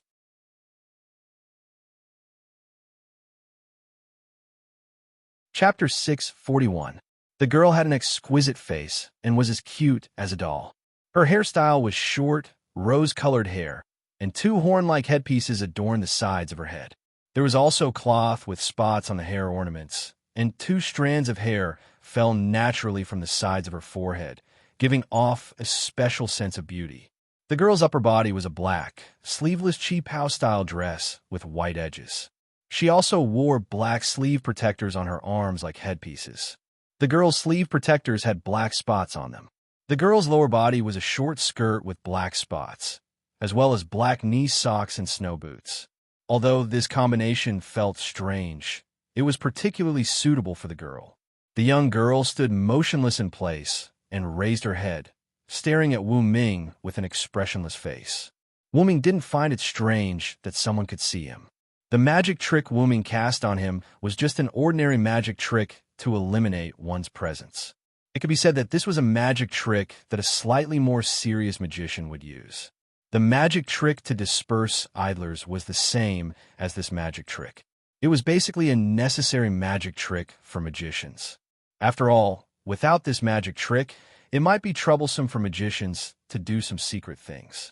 However, since it was a necessary magic trick for magicians, it meant that the effect of this magic trick wouldn't be too strong. It would only be discovered by people who weren't very strong, and there wouldn't be a situation where a powerhouse like White Yiksha couldn't discover it. Therefore, Wu Ming wasn't surprised that the girl in the spotted skirt could discover him in the crowd below. Maybe she's a powerhouse from a certain community, Wu Ming said casually. The two of them had only met once, and Wu Ming wouldn't strike up a conversation with her because of this. Just as Wu Ming was about to leave, Wu Ming suddenly heard a sentence. The power of the sun, annoying. Wu Ming was taken aback, then looked at the girl in the spotted skirt again. The girl was still expressionless as she stared intently at Wu Ming. Although he didn't know why, Wu Ming was certain that the girl in the spotted skirt had said that sentence to him. And the power of the sun that the other party mentioned was most likely Wu Ming's incarnation. The 12 clones that had become Wu Ming's treasures were engraved in Wu Ming's soul. However, the other party could see that Wu Ming had the power of the sun from his soul. This made Wu Ming curious. Could it be that this ordinary-looking little girl was an expert like White Yiksha? However, no matter what, the current situation meant that they were fated to meet. Therefore, Wu Ming decided to interact more with him. However, just as Wu Ming was about to fly down, the girl turned her head and left. Wu Ming was quite annoyed by the way she kept him in suspense. However, since it was Wu Ming's decision, Wu Ming wouldn't give up. Wu Ming followed the girl closely in the air until the girl walked into a small alley. Is she asking me to go in? Wu Ming laughed. After all, the girl's actions were too similar to luring Wu Ming into the alley. Wu Ming landed unhurriedly. Just as he was about to walk into the alley, Wu Ming noticed a shop that was open because of the ceremony. Then, Wu Ming, who suddenly had an idea, smiled and walked into the shop. A few minutes later, Wu Ming walked out and entered the alley. The alley wasn't very complicated. It was just a one-way street with a few bends. After a few turns, Wu Ming found the girl in the spotted skirt. At this moment, the girl was still expressionless, but Wu Ming saw a trace of impatience on her face. However, because of the girl's cute face, this trace of impatience set off her delicate face. However, the girl still didn't complain, nor did she say anything to Wu Ming. She just stood there silently. Because the girl led him here, Wu Ming didn't need to speak first. Therefore, Wu Ming didn't say anything. Just like the girl, he waited quietly. The two of them were in a stalemate, and time passed little by little. A light breeze blew through the alley, and Wu Ming and the girl's clothes and hair fluttered lightly. As if she had lost her patience, the girl spoke first. Whether it's your strength or your character, it makes me feel disgusted. The girl opened her cherry lips, and a voice that was as flat as death entered Wu Ming's ears. This time, Wu Ming was sure that the words that Wu Ming said before he was about to leave in the air were from this girl. However, Wu Ming naturally laughed it off as if he didn't care at all. I'm really sorry. After all, you were the one who lured me here. That's why I left the initiative in your hands. If I made you unhappy, then take this as an apology. After Wu Ming finished speaking, he extended one hand to the side, and a golden ripple swallowed Wu Ming's arm. That's the rare gift of space. Thinking of this, the girl in the spotted skirt began to become vigilant.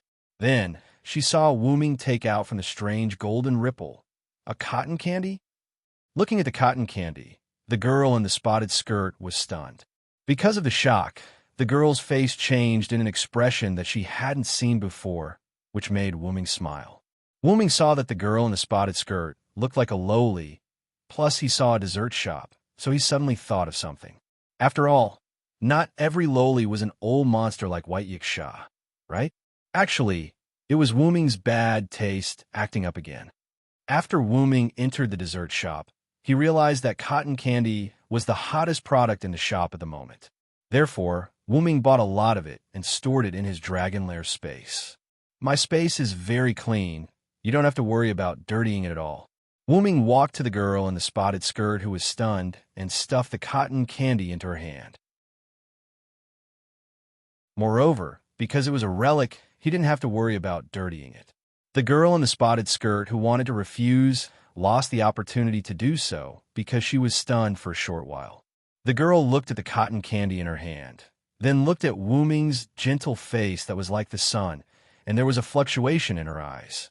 The girl who had never felt such concern from a stranger had such a thought in her mind. It was as if the sun wasn't that annoying. Then, the girl quickly shook her head. She still had business. How could she be influenced by the warmth of someone's concern? I don't need it. The girl stubbornly stuffed the cotton candy into Wu Ming's hand and returned it to Wu Ming. However, once Wu Ming had a bad taste, Wu Ming had turned into a problem child. In other words, he would do things like a problem child. Be good, Wu Ming said as he put the cotton candy in the girl's mouth. This made the girl in the spotted skirt widen her eyes in shock.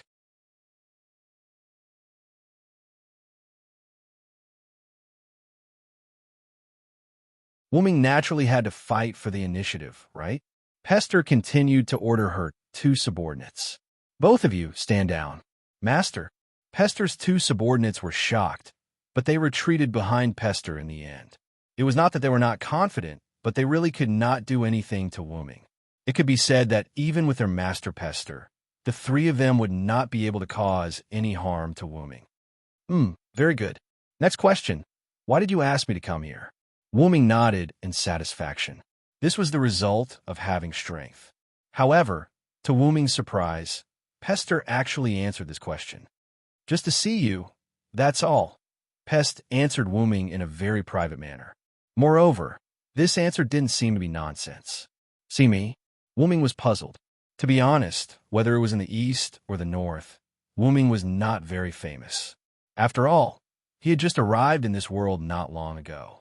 However, there were many people who had only heard of his name and knew of his existence. After all, what Wu Ming did in the north yesterday had basically spread. With his strange ability, he controlled the falling clock tower and fought with Salamander's troops at the entrance. With just a glance, he took down all the people who besieged him. White Yiksha even treated him as an equal. Just these 3 incidents were enough to make Wu Ming famous. Could it be that these three people were a community that participated in the fire dragon's birth ceremony and wanted to see him because they heard about these incidents? Wuming guessed. Of course, the probability of this guess being correct in Wuming's opinion was almost impossible. After all, there was no lack of strong people in this world. Apart from hardcore fans, no one would lead their subordinates to lead their idols to an alley. At this moment, Pester's next words completely eliminated this guess. But you're more annoying than I thought. Pester looked at Wuming with disgust. However, this made Wuming feel that this was something new. Wuming had never been spoken to like this before. Then, someone must have told Pester about him. That's why they came here with a purpose. Wuming thought, could it be those people who told Pester? Wuming suddenly thought of the group of people who tried to buy Letitia. Those people were definitely not easy to deal with. If it wasn't for Maxwell's ability that caught Wuming off guard, Wuming would definitely have kept those people alive. Perhaps Pester was invited by those people to deal with Wuming. However, Wuming was once again slapped in the face. Because I heard that you and White Yiksha seem to be friends of the same generation, I came to take a look, Pester said calmly.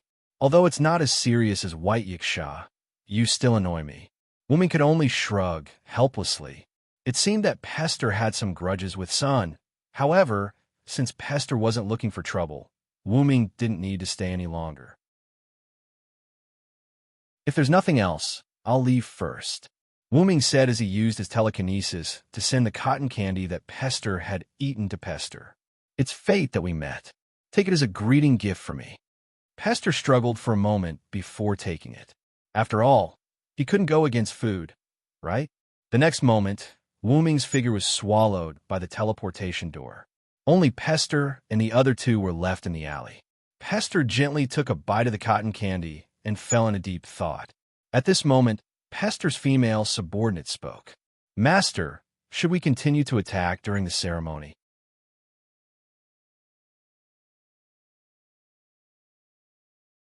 Chapter 643.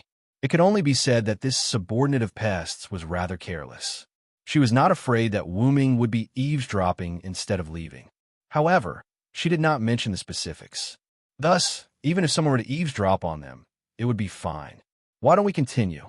Pest asked instead of answering. But Master, it's not that we don't have confidence. It's just that if you were to participate in the fire dragon's birth ceremony, we wouldn't have the certainty of victory, the scantily clad woman whispered into Pest's ear. La Ting is right. My lord, if he makes a move, then not to mention La Ting and I, even you won't be able to fight against him. The man in military uniform frowned as he stood beside the two of them. Ladding, well, do the two of you think that we would not be able to take revenge on him, someone who also possesses the sun? Pest asked with an indifferent tone. Once Pest said those words, her two subordinates by the name of Ladding and Will were greatly alarmed. They immediately looked to their surroundings, afraid that they would be overheard by others. Don't worry, he has already left. Pest, who had long since confirmed that Wuming had left, comforted the two of them. Although Pest was not as powerful as Wuming, she was still capable of checking whether Wuming had left or not. Really, Master, please don't scare us. If he were to hear us, it would be bad. Ladding patted her chest and took a deep breath. After the man in military uniform by the name of Will heard Pest's words, his tightly furrowed brows also relaxed. Then he sighed in worry. After all, he is not a pure sun. Even if the ritual succeeds, I reckon that it will only weaken a portion of his power. He is not like White Yiksha, who can completely control his movements. If Wuming were here, he would most definitely be astonished by those words.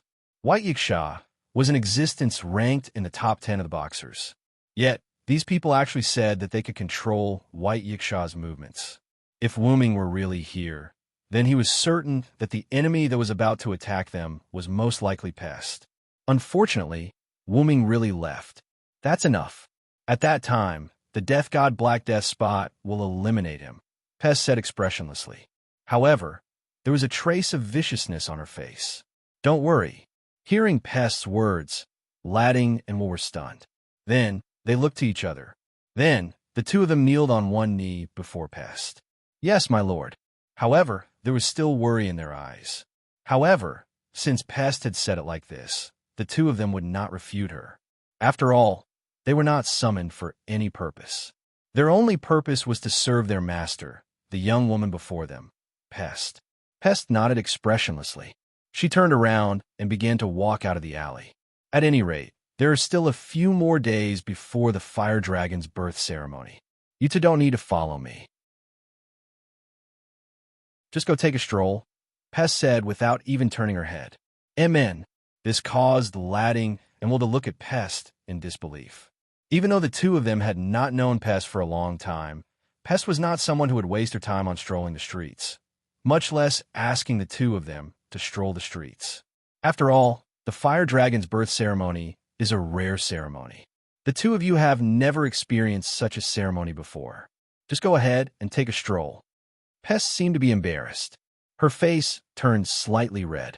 Then, she turned her head away. But, my lord, if there is no one by your side, we will not be at ease, Will said hesitantly. Pest then interrupted him. Do you think I need someone to protect me? Pest turned around and took a silent glance at Will. My apologies, my lord. Will immediately kneeled on one knee and apologized. As they were colleagues, Ladding was quite good at taking care of others. She immediately grabbed Will's arm and walked toward the back entrance of the alley. That's enough, my lord. Please don't be angry. I will bring Will and take a stroll. You shouldn't stay idle either. Properly enjoy the last bit of joy brought by this ceremony. After all, the 54545 outer gate would most likely turn into a black hell. Hey, woman, don't pull me. Look at how I'm acting in front of my lord. I can walk on my own. Yes, yes. Lord Will, please go ahead. Then, amidst Will's complaints and Ladding's playful laughter, the two of them left the alley. Sensing that Ladding and Will had left, a trace of hesitation and confusion appeared on Pest's face. She looked at the cotton candy in her hand and began to eat it in small bites. Then, as if she instantly reacted to something, the hesitation and confusion on Pest's face turned into determination. A cluster of terrifying black gas appeared on Pest's hand. In less than a second, the black gas disappeared. As for the cotton candy in Pest's hand, it disappeared together with the black gas. Then, Pest turned around. A black whirlwind enveloped her.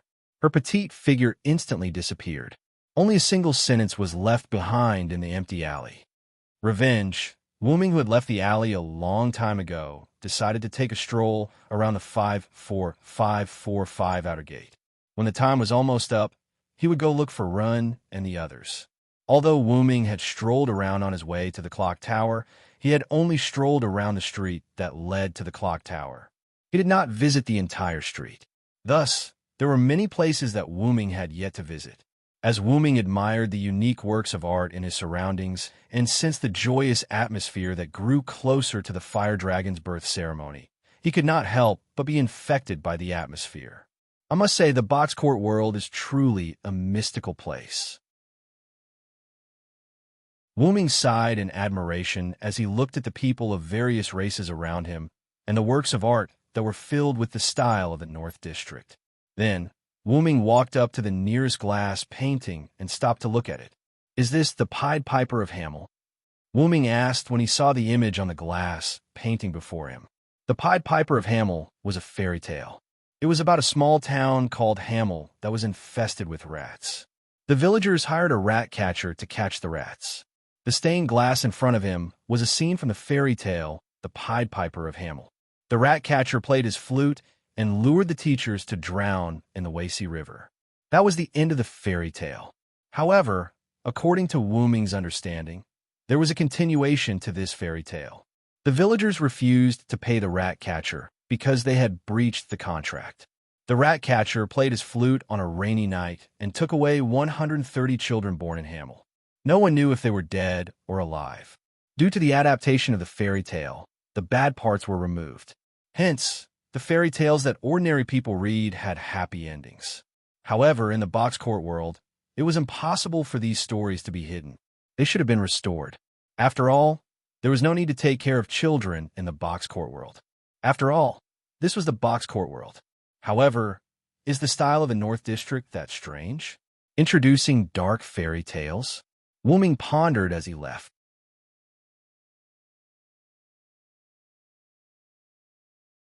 Chapter 644. Woomin gave up on thinking about it when he noticed that there were many fairy tale glass paintings around him. After all, it might be her style. After walking around for a while, Woomin arrived near the exhibition hall that was carved out of the boundary wall. After admiring the exhibition hall that was built on the boundary wall, Woomin walked inside. Let's go in and take a look. First of all, the exhibition hall was free to view. However, as soon as Woomin walked to the entrance of the exhibition hall, many people suddenly ran out from inside. They were all visitors who were in the exhibition hall. Dodging the visitors who were running around, Woomin frowned and looked into the exhibition hall. Woomin felt Letitia's aura in the exhibition hall. She was using the power that she obtained as Woomin's dependent. Could it be that the Demon King is here now? Woomin was quite puzzled. However, the most important thing now was to go in and take a look.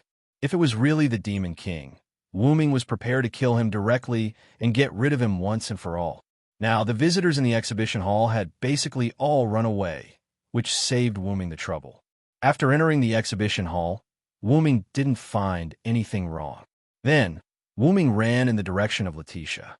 Because the exhibition hall was a circular passage and the distance between Letitia and Woomin was not far, it only took a few seconds for Woomin to reach Letitia. However, Letitia wasn't alone. There was another person sitting beside Letitia. It was Jiao Fei Niao, whose clothes were slightly damaged and mixed with some bloodstains. Letitia, Fei Niao, are you okay? Woomin said as he came in front of Jiao Fei Niao and cast a healing loon magic on her. I'm fine. These bloodstains aren't mine. Don't worry. Jiao Fei Niao reached out a hand to Woomin and signaled Woomin to pull her up. After gently pulling Jiao Fei Niao up, Woomin realized that Jiao Fei Niao's other hand was gently holding, or rather, gently hugging, a yellow fairy the size of a palm. Without asking about the fairy's origin, Woomin first asked why the two of them were there. Why are the two of you here? Where are Black Rabbit, Lily, and Haruai? Even though he was asking, Woomin didn't stop healing Jiao Fei Niao. Although the blood on Jiao Fei Niao's body wasn't hers, there were still some abrasions on her body. Moreover, the bloodstains on Jiao Fei Niao's clothes were stains and her dress was damaged. Master, I chased after Jiao Fei Niao. Black Rabbit and the others should still be waiting for us on the street. Letitia pointed at the other side of the road. The exhibition hall had a few entrances and exits. Woomin came from one of the entrances, and Letitia was pointing at the other one. Did you guys encounter rats? Woomin finished healing Jiao Fei Niao's wounds and began to clean up the bloodstains and repair the dress. Villo, how did you know? Jiao Fei Niao hugged the fairy in her arms and looked at Woomin in surprise. It's too obvious. Woomin pointed at the damaged parts of Jiao Fei Niao's dress. The damaged areas looked like they were bitten by some rodent. The first thing that came to mind was probably a rat. I'm just guessing, but looking at the two of you, it should be correct. Woomin used magic to repair the damaged parts of the dress and continued to ask. Then, Jiao Fei Niao, why did you come here? In an instant, Jiao Fei Niao confidently extended the fairy in her arms. Of course it's for this child. Woomin looked at the fairy carefully. The fairy was so scared that it quickly ran towards Jiao Fei Niao. After hugging the fairy, Jiao Fei Niao explained. When Jiao Yuasuke was shopping with other girls, Jiao Yuasuke accidentally saw this little elf. After hearing that the fairy was a group fairy and that it could be dangerous alone, Jiao Fei Niao wanted to protect it for the time being. In the end, because the fairy was too timid, it was scared away. Jiao Fei Niao hurriedly told Black Rabbit and the others and chased after it. Because little fairy ran inside, Jiao Yuanfei also followed in. In the end, the fairy was almost bitten to death by a few rats. At that moment, Jiao Fei Niao appeared and saved it. However, it attracted a large number of rats. Because in the small space of the exhibition hall, Jiao Fei Niao did not dare to use any harmful gifts in fear of destroying the exhibition hall. It had to be said that Jiao Fei Niao did not use her potential as a problem child and destroyed the exhibition hall. However, the price was that Jiao Fei Niao had to pay for it. Jiao Fei Niao wanted to use her power to control the rats. However, she realized that the rats could not be controlled. It was as if they were controlled by someone else. In the end, Jiao Fei Niao used the Sword of Grace and ran away with the fairy while attacking. The damage to her dress was caused by the rats. The blood on her body was caused by the rats. Then, as the number of rats increased, Letitia appeared and forced the rats to retreat. Miraculously, the rats would turn into ashes when they died. That was why there were no rat corpses. However, the blood of the rats could be left on the clothes. Letitia was worried, so she told Black Rabbit and the others and followed them. After that, Wuming also rushed over. Rats. After cleaning the blood on Jiao Fei Niao and repairing the damage on the clothes, Wuming stopped his magic and started to think. Is there any other information? After all, Wuming valued information the most, because with information, all the mysteries would be solved. Jiao Fei Niao and Letitia started to think. Suddenly, Jiao Fei Niao remembered something. Speaking of which, I think I heard the sound of a flute. Flute? Wuming was stunned. It was not that Wuming had any special understanding of the flute. It was just that he had just replayed the story of how the flute controlled the rats. Hamel's Pied Piper. Jiao Fei Niao also said that she heard the sound of the flute. Moreover, the rats seemed to be controlled. This made Wuming think in this direction. This is interesting. Wuming smiled as he thought of the girl in the spotted skirt he had met before. Letitia, Fei Niao, you might have met the subordinates of the Demon King who were preparing to attack the Fire Dragon's birth ceremony. The subordinates of the Demon King? Jiao Fei Niao and Letitia were shocked. Why do you say that, Master? Letitia asked in confusion.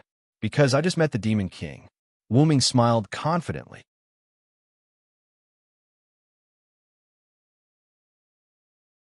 Chapter 645. After obtaining some information about the Demon King, as the leader of the community, Rin's first thought was to discuss with Salamandra and Byakuya.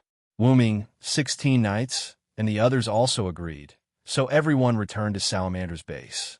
In Salamandra's conference room, because of the information about the Demon King, Sandora urgently summoned Mandela and some of Salamandra's higher-ups to the conference room.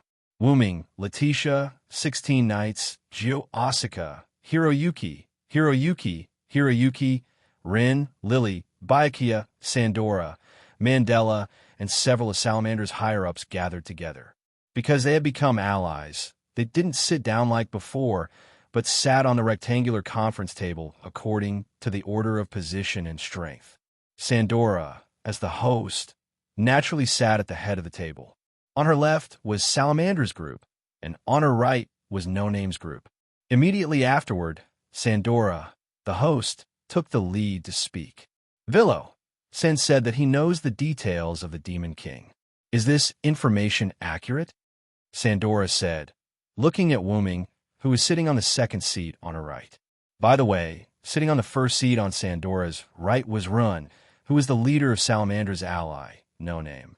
I'm not 100% sure, but the accuracy is very high. Wuming cast an imperceptible glance at Mandela. Then, he told Mandela about his encounter with a girl named Pest, as well as how Long Flying Bird and Letitia were attacked by the rats controlled by the flute sound. You mean, the Demon King this time is related to Hamel's Piper?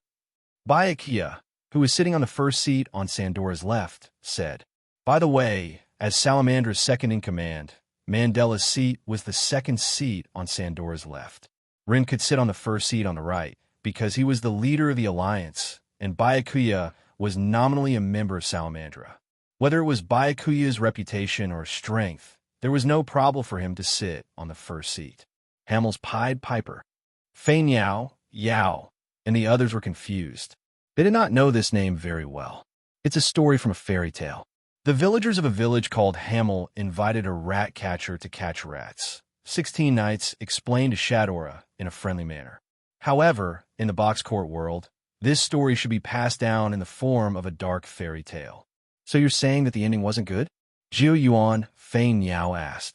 Due to the villagers' breach of contract, the rat catcher who used the flute to control the rats controlled 130 children born in Hamel on a rainy night and led them into the forest in the north. After that, both the rat catcher and the children disappeared. Ren answered. The box court world was very particular about inheritance.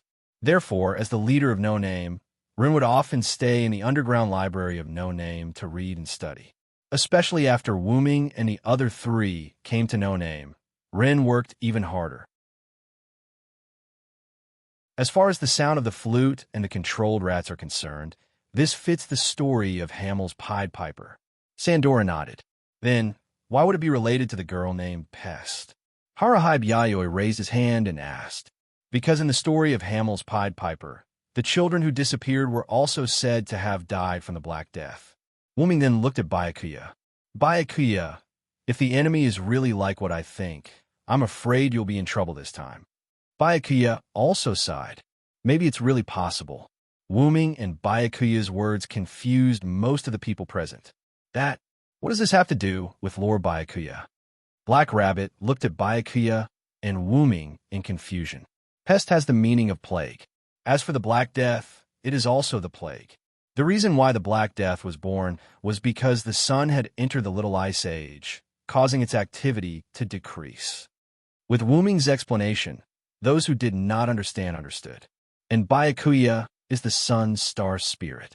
It's inevitable that the enemy will have a way to restrain Byakuya. If the attacking Devil King was related to the Black Death, then the mystery of why the enemy would attack the Fire Dragon's birth festival despite knowing that Byakuya would be present was solved. What? Then, isn't everyone in danger?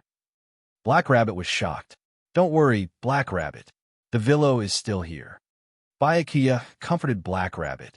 Wasn't it because they were worried that something would happen to Byakuya that they invited No Name over? If I'm not mistaken, the pest I encountered is the enemy. To be honest, I don't think she could defeat Byakuya in a head-on battle. Although Wu Ming could not determine how many digits Pest had because she did not use her power, judging from the fact that she only had 6 digits under her command, Pest's power was probably not much higher. Even if she really had a way to raise her power to Byakuya's level, Wu Ming was not afraid. He lacked everything except for a trump card. Especially after knowing about the other party's inheritance, Wu Ming was even less afraid of her. One of Wu Ming's 12 incarnations targeted his inheritance. That was the incarnation of a warrior. This incarnation was mainly evolved from Wellislana's warrior with a golden sword. Originally, this incarnation had the ability to cut off the other party's divinity by reciting their inheritance. However, after fusing with Carmel's divine power and Wu Ming's own power, the incarnation still retained its golden sword form and became capable of cutting off the other party's inheritance. It was no longer limited to the divinity. As for the Black Death's inheritance, Wu Ming, who had read many books in No Name's underground library, expressed that he had no problem with it at all. If one came, he would kill one. If 2 came, he would kill 2. However, this was only the simplest trump card in Wu Ming's hands. Wu Ming still had many other ways to deal with Pest. Even if she has a way to deal with Byakuya, Pest will not be able to fight against me. This is not arrogance. It's the truth. Wu Ming's words gave people a sense of relief. Naturally, No Name's side would not doubt Wu Ming. Instead, they completely believed in him and their companions. On the other hand, Salamandra's side began to doubt him.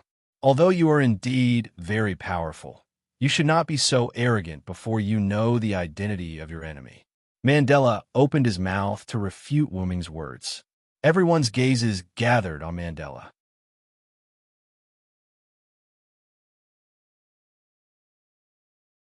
Chapter 646. Wu Ming understood that Mandela was not trying to pick a fight. What he said was reasonable. It's not strange for someone to have inherited the Black Death. After all, there are many communities with negative inheritances in the Northern District. After all, regardless of whether the inheritances were good or bad, the box court world still had its value. When the people of the box court world faced communities with negative inheritances, as long as they did not openly stir up trouble, no one would come out and shout stupid things like defeating evil. Take Guard, who had turned into human excrement, as an example. His community, Forsgaro, originated from a community alliance called Beast of 666. The leader of this alliance was a demon king with 3 digits. It must be said that as long as one possessed sufficient strength and did not openly stir up trouble, one would be considered a good person. Due to the fact that Guard's actions were simply too outrageous and his strength was not sufficient to attract the attention of the Demon King with 3 digits.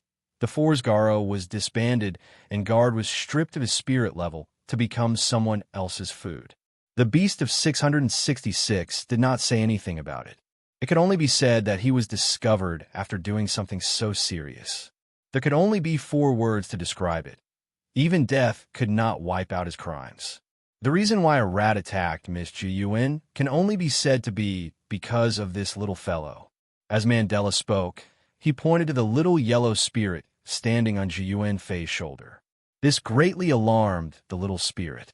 It immediately shrank back into Ji-Yuan Fei's hair. Ji-Yuan Fei used her hand to comfort the little spirit. Then, she glared at Mandela in dissatisfaction.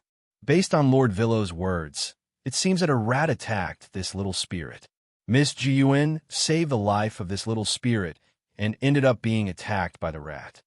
However, Mandela ignored Ji-Yuan Fei's words and continued with his words. You mean to say that it is impossible to prove that the enemy is the pest I spoke of? Wu Ming asked indifferently. I have no intention of offending you. I am merely stating the facts. Mandela was not very respectful. However, he still replied to Wu Ming courteously. Ever since Mandela saw how powerful Wu Ming was, whether it was from the bottom of his heart or not, Mandela had started to respect Wu Ming a little. At the very least, he placed Wu Ming on the same level as White Yiksha. But Mandela's words make sense. Wu Ming admitted Mandela generously.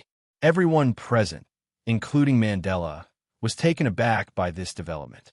After all, they did not expect Wu Ming to so generously agree with Mandela's words. After all, as I said before, I can't guarantee its accuracy. Wu Ming shrugged.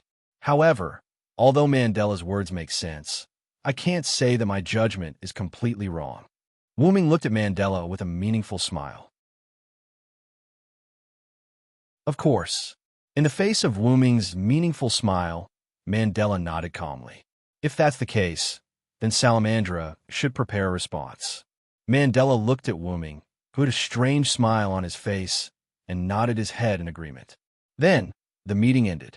Because it was almost time, No Name used Wu Ming's portal to return to the Eastern District. Mr. Villo, did something happen between you and Mandela? As soon as they came out of the portal, Black Rabbit asked Wu Ming. Whether it was Shadora and the others from Salamandra, or Ruin and the others from No Name, they all saw that something was not right between Wu Ming and Mandela.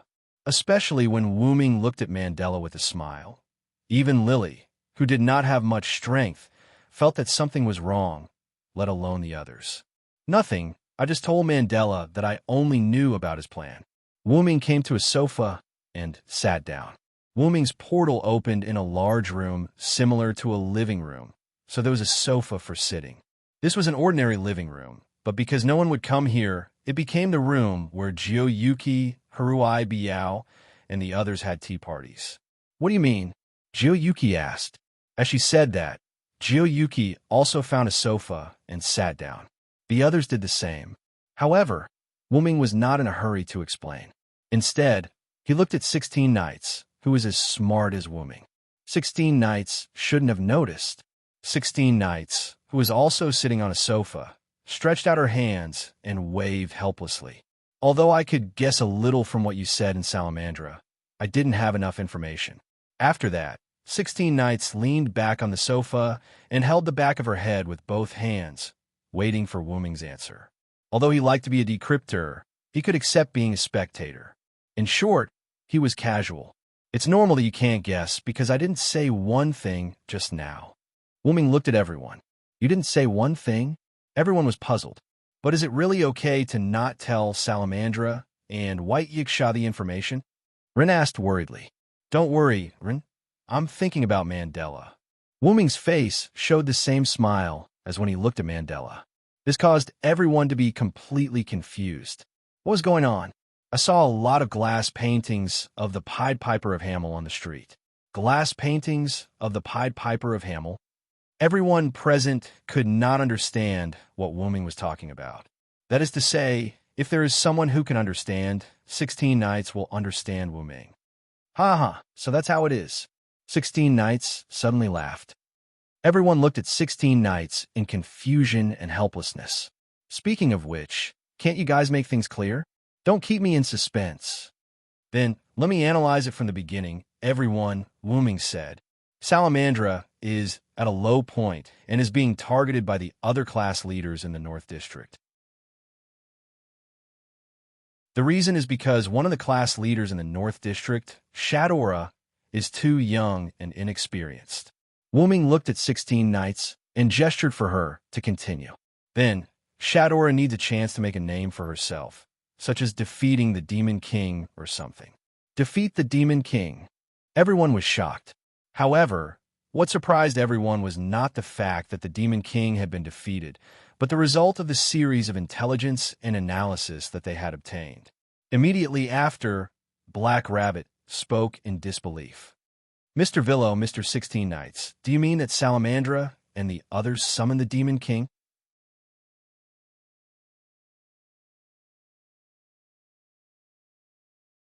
Chapter 647. Black Rabbit's voice was trembling. She couldn't imagine that someone would take the initiative to summon a Demon King. As a member of the community that had experienced the Demon King's attack, she understood the terror of a Demon King better than anyone else. If Salamandra's method succeeded, then it would be fine. But if it failed, then other than eternal damnation, Black Rabbit couldn't think of any other adjectives to describe it. Salamandra is indeed a little crazy, but they aren't stupid enough to provoke those old and powerful Demon Kings. Wu Ming thought, if I'm not wrong, the Demon King that Salamandra summoned this time, in the ranks of the Demon Kings, must be a new Demon King that isn't too strong. However, Black Rabbit held a different view. Even if it's a new Demon King, it's still a Demon King. They're playing with fire? Black Rabbit stood up excitedly. It's not unimaginable to take the risk, Jiufei Niao said lightly. After all, this is a great opportunity to increase Shadora's reputation and trust. Haruai hibatted. Salamandra is at its lowest point. If Salamandra takes the risk and allows Shadora and White Yiksha to work together to defeat the Demon King, then not only will Shadora be able to inherit the position of the ruler of the Northern District, but at the same time, they will also be able to obtain the Demon King to join them. This is a sure-win deal. If it were me, I would do it too. 16 Knights Reversal laughed heartlessly. Although that's the case, but if the other party has a way to deal with White Yiksha Sama, then it's very likely that both White Yiksha Sama and Salamandra will fall into the other party's hands. Black Rabbit looked at 16 Knights, Fei Niao, and Yao worriedly. Because if the community or individual that was forced to participate in the Demon King's gift competition failed, then the community or individual would belong to the Demon King. Just like No Name, 3 years ago, they were defeated in the Demon King's gift competition. Almost all of their members were forced to leave No Name. They were either bought, sold, or exiled. However, such a Demon King could still be considered kind. That was because compared to exiling and selling their spoils of war, many eccentric or irascible Demon Kings wouldn't do such a thing. Their original goal was not to keep these losers for fun, but to amuse themselves in the gift contest. To put it simply, these Demon Kings would directly kill all the people trapped in their own gift contest and take pleasure in it. No matter which option it was, it could be said that it was not good, or it could be said that it was terrible.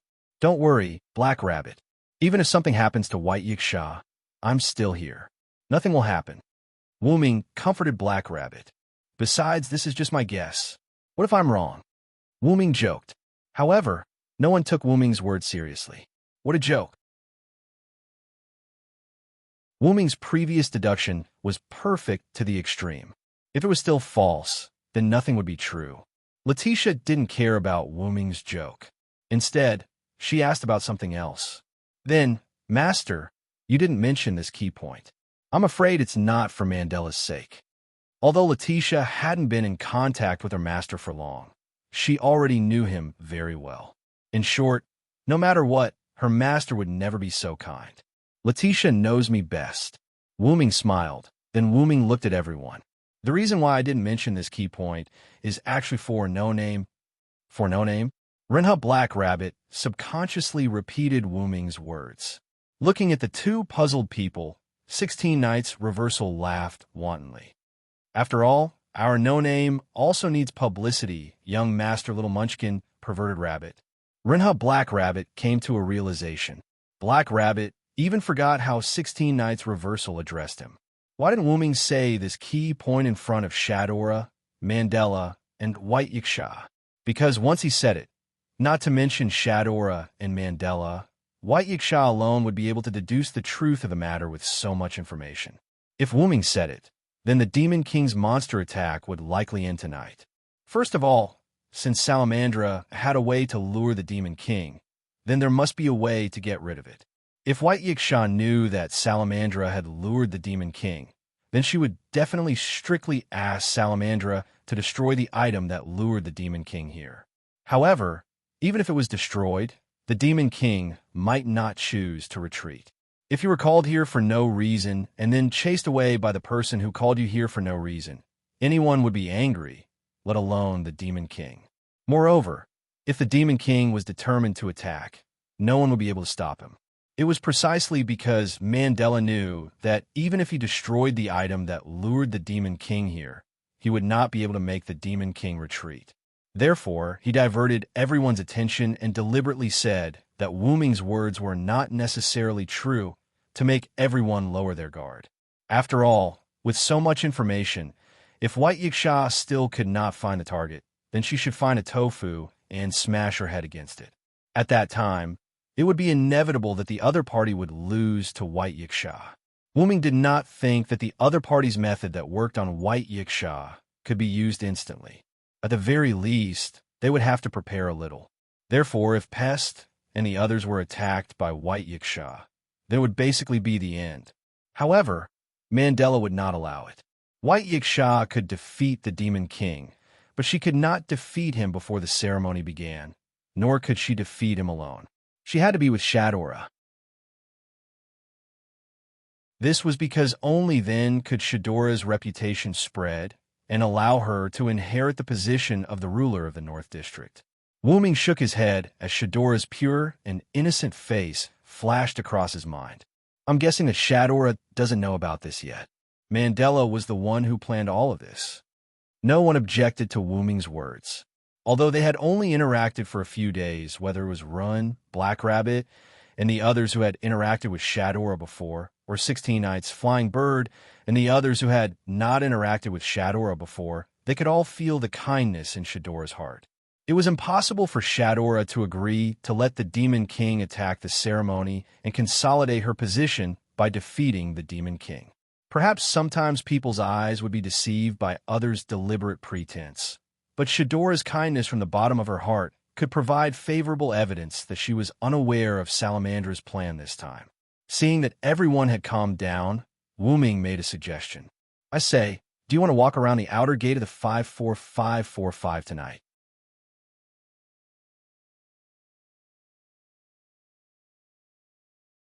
Chapter 648.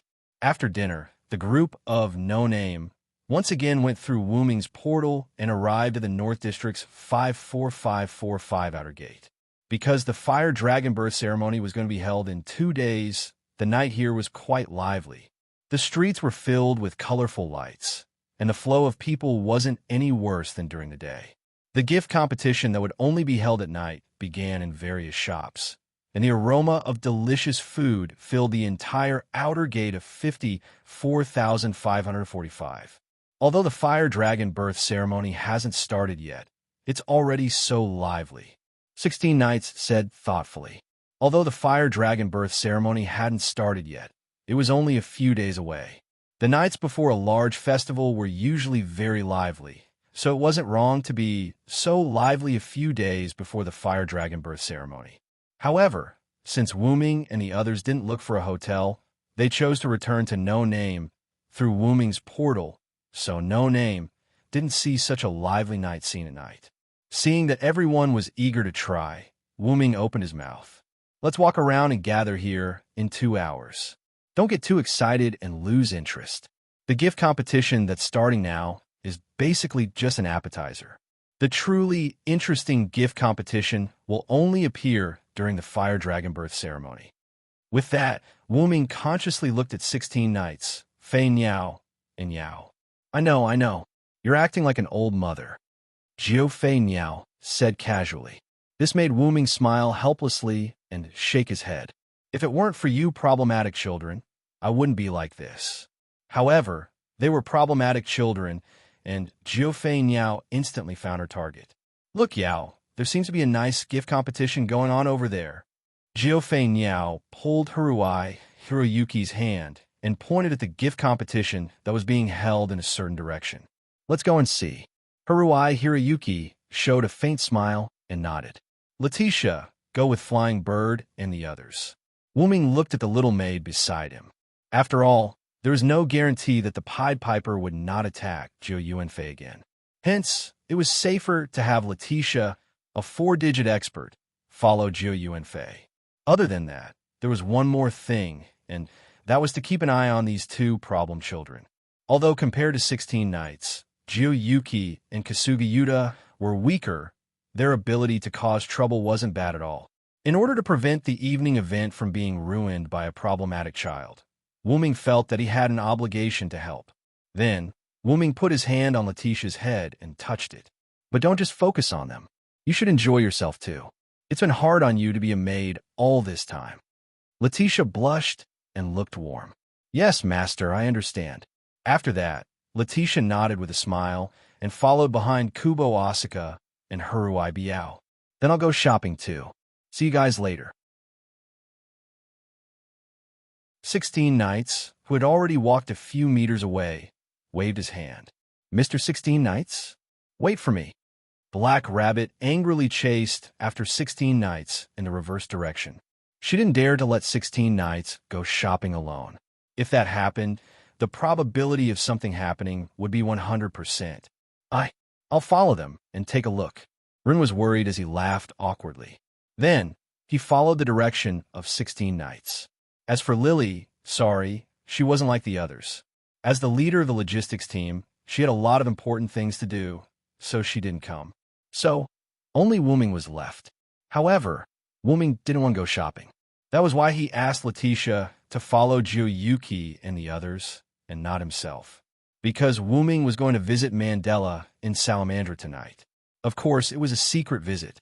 With that in mind, Wu Ming looked in the direction of Salamandra's base. Salamandra's base, Mandela's office. Mandela was dealing with documents. Coincidentally, Shadora was also dealing with documents in her own office.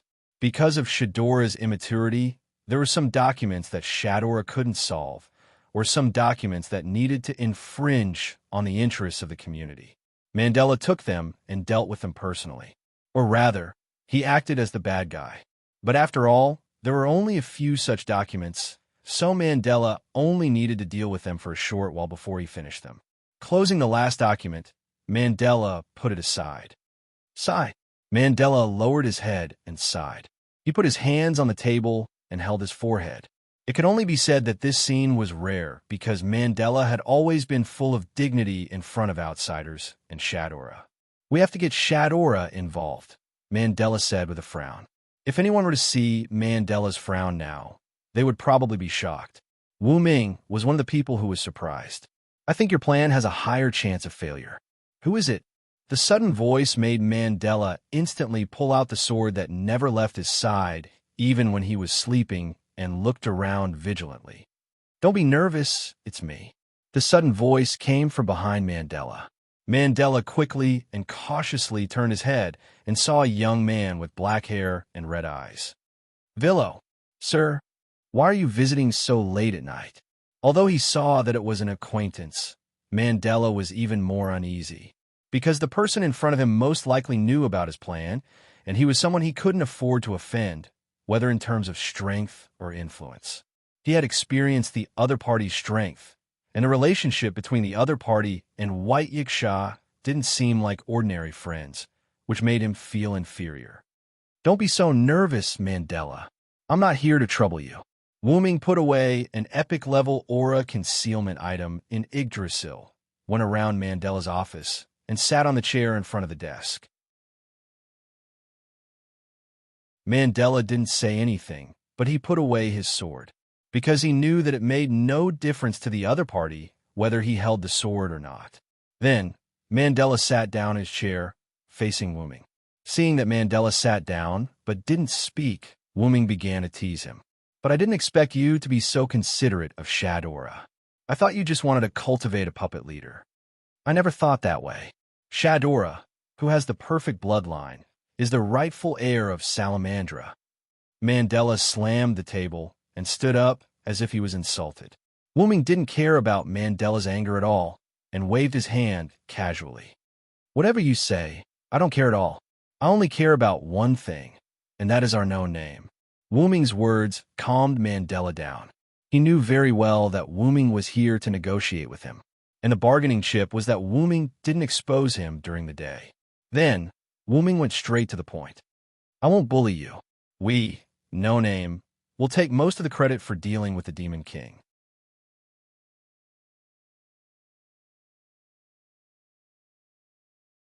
Chapter 649. Then, Mandela's face instantly darkened. Impossible.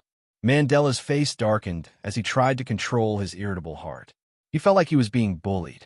Let me put it this way.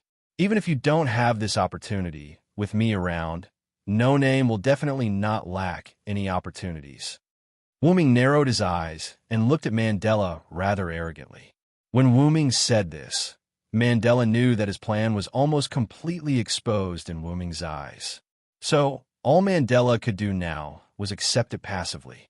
Mandela had to admit that Wu Ming's words were indeed true. Even though No Name seemed to be in a worse state than Salamandra, that was not the case at all. Although No Name was at the bottom of the 7-digit hierarchy, Mandela thought that Wu Ming was probably at the 3-digit hierarchy, and this was a conservative estimate. In short, he would not be weaker than White Yiksha. With such an existence, why would No Name be worried about not being able to rise? It's an opportunity that we don't need, but it's the most important opportunity for you. I guarantee that Shadora will be able to achieve what you imagine without any risk in this Fire Dragon's birth ceremony. In return, No Name will have to take most of the credit. It's a very reasonable deal, isn't it?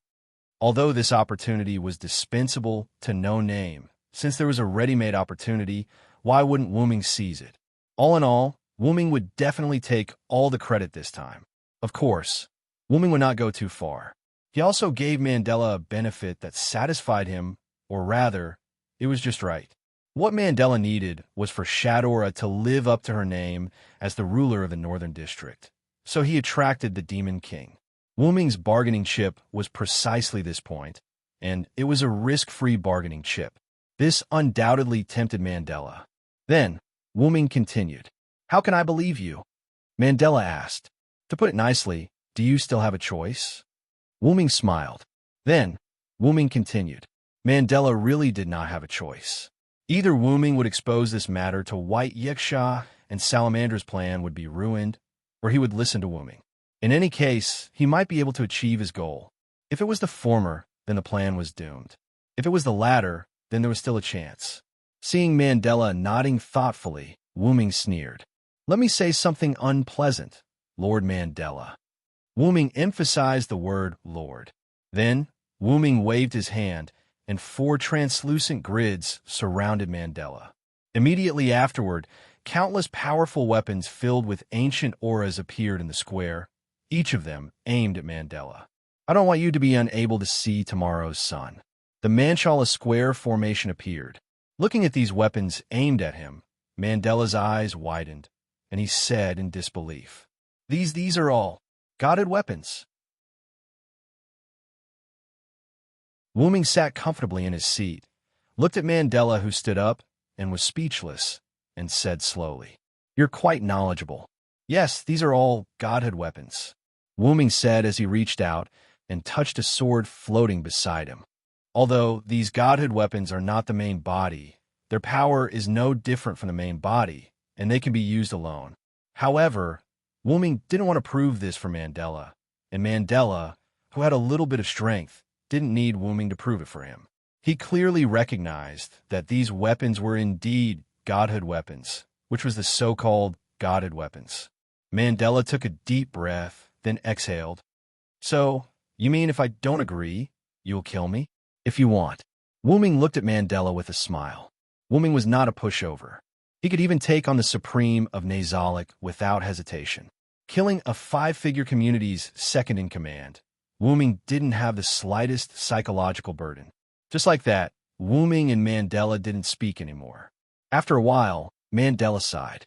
I hope you can keep your word. Mandela looked deeply at Wu Ming, and he chose to compromise. At least I won't unilaterally abandon my allies.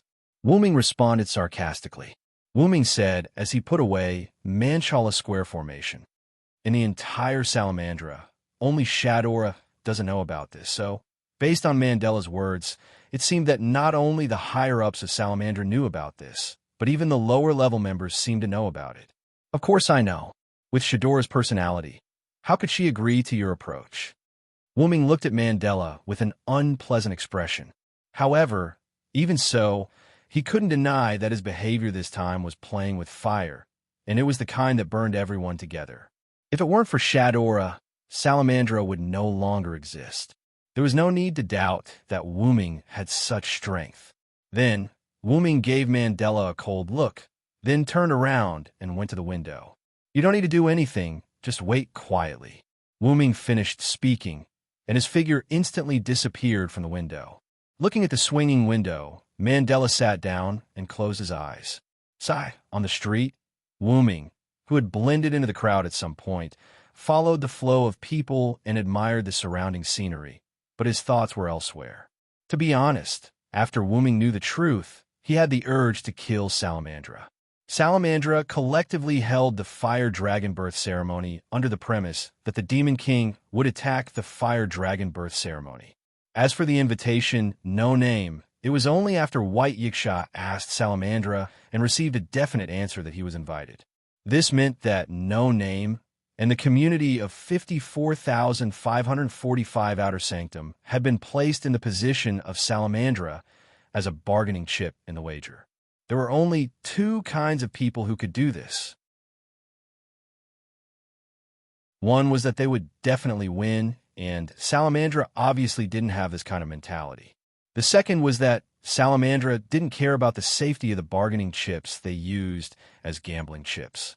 After all, if they lost, Salamandra would also be confiscated by the Demon King along with the bargaining chips. However, this was not an excuse for the other party to use no name as a chess piece. Imagine, if the community that came was not no name, but another community, then what would the result be if White Yiksha was defeated or trapped by the other party using a special method? They would all be wiped out. However, there were no ifs. This time, no name came. Wu Ming admired Mandela's courage, daring to use him and his community as chess pieces. Salamandra. However, in Wu Ming's opinion, Mandela was just tired of living. However, seeing that Wu Ming had a good impression of Salamandra and that she didn't know about it, Wu Ming still let Salamandra go. However, the price was that the big credit this time was basically all taken into no-name assist. Well, it could be considered as spending money to avoid disaster. Wu Ming stopped thinking about this matter. At this time, a voice sounded. Ah, isn't this Villo? What a coincidence.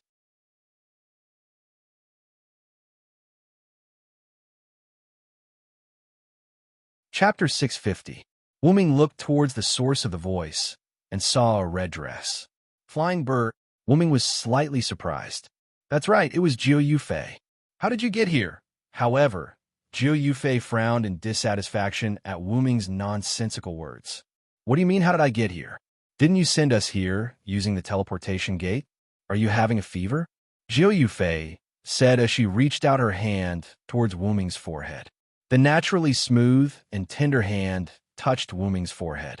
Because of the temperature in the North District, this tender hand gave Wu Ming a cold feeling. It's not hot, Jiu Yufei said with a serious expression. Wu Ming waved his hand and slapped Jiu Yuasuka's hand away from his forehead. Please, how could I have a fever? Wuming smiled helplessly. The reason why Wuming was surprised when he saw Jiu Yufei was because he was interrupted while he was deep in thought and realized that it was someone he knew. It was like a person who was in a light sleep suddenly being woken up by someone. Even if it was someone he knew, he would still be shocked. As for his spirit, Wuming would not release it if it was not necessary. Firstly, it would be tiring, and secondly, it would cause trouble. Furthermore, Wuming was deep in thought, so Jiu Yufei did not approach him. That's true. How could a spirit have a fever? Jiu Yufei nodded in realization. He did not expect Jiu Yufei to be so natural. He shook his head and stopped thinking about it. Speaking of which, aren't Letitia and the others with you? Why can't I see them? Wuming could sense Letitia's location, but it was not here. Although Letitia wasn't far from here, with Silent Land's instructions, Letitia shouldn't have left Jiu Yunfei's side since she was taken care of by Silent Land. When Wuming asked this question, Jiu Yun Flying Bird's body suddenly froze. After all, Letitia is also a girl. The festival is so interesting that it's inevitable that she would overlook it. Jiufei Niao put her hands together and smiled at Wuming. However, from Wuming's point of view, Kiyoshi and her Yaichi must have caused Letitia to be careless for a short period of time, which led to Letitia letting Kiyoshi escape.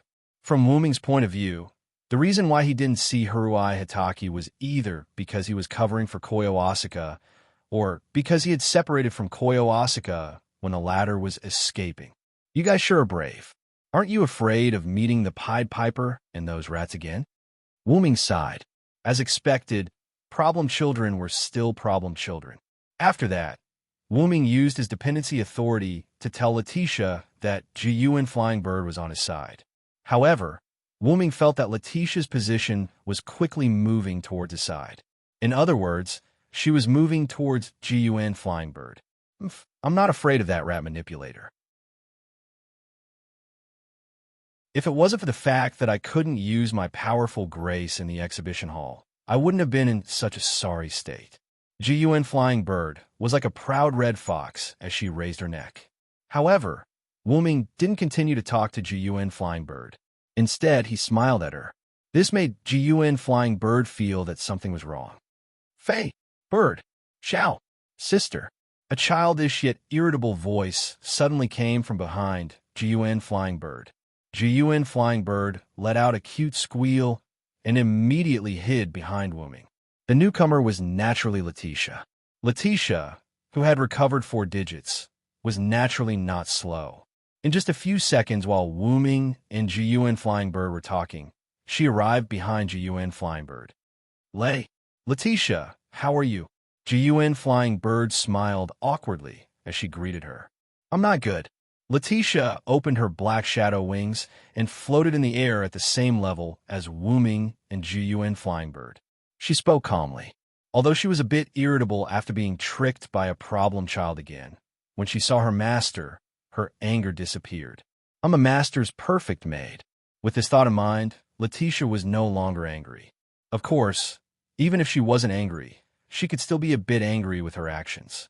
Letitia moved Haruai Toshi, who was hanging upside down behind her and tied up by a black shadow rope, to the front of her. At this moment, Miss Toshi's eyes were like mosquito coils. It was obvious that she had fainted. Haruai Toshi's cat, Sanmao Cat, received the same treatment as Haruai Toshi. The poor cat's eyes were also like mosquito coils. It looked like it couldn't hold on any longer. Toshi? Why are you Toshi? Jiyuan Flying Bird shouted subconsciously. Needless to say, Haruai Toshi must have been affected by Letitia's high-speed movement while he was hanging upside down. But no matter what, Haruai Toshi was still much stronger than normal people. So when Jiyuan Flying Bird called her name, she woke up a bit. I can still. Don't give up. Flying Bird. Then Haruai Toshi's body naturally drooped down and fainted again. Toshi? Jiyuan Flying Bird was shocked. Wuming didn't know what to say. Letitia, on the other hand, looked relieved. That's what you get for messing with me. Needless to say, Letitia must have done something to punish Hiroyuki Haruai for putting him in such a coma. Damn it, I will inherit Toshi's will. I won't give in. Gun Flying Bird was filled with righteous indignation. But slap! It was the sound of a palm hitting a body. Ya dash! It was followed by Miss Gun Flying Bird's scream. Looking at Gun Flying Bird, who was blushing and holding her, but while glaring at him, Wu-Ming narrowed his eyes. If you don't want to walk around, we can go back now. Gun Flying Bird admitted defeat. But today's humiliation, you better remember it and return it 100 times. Gun Flying Bird said viciously. Wu-Ming used his spiritual energy to look at the crowd around him and shook his head helplessly. Yes, yes, Mississippi. Let's go. Just like that, Wu-Ming brought Letitia, Gun Flying Bird, and Haruai Toshi, who had woken up and was fine to walk around the night ritual. At the appointed time, the members of No Name gathered at the appointed place and returned to No Name together. Whether it was Gun Flying Bird or Haruai Toshi, the two problem children retired from playing. They took a bath with Black Rabbit and the other girls and prepared to sleep. Wu-Ming and the other men weren't that tired. After saying goodbye, they went to the library to read. This caused Wu-Ming and 16 Knights to be alone. The Fire Dragon Birth ritual is about to attack. Do you have any plans? 16 Knights suddenly asked.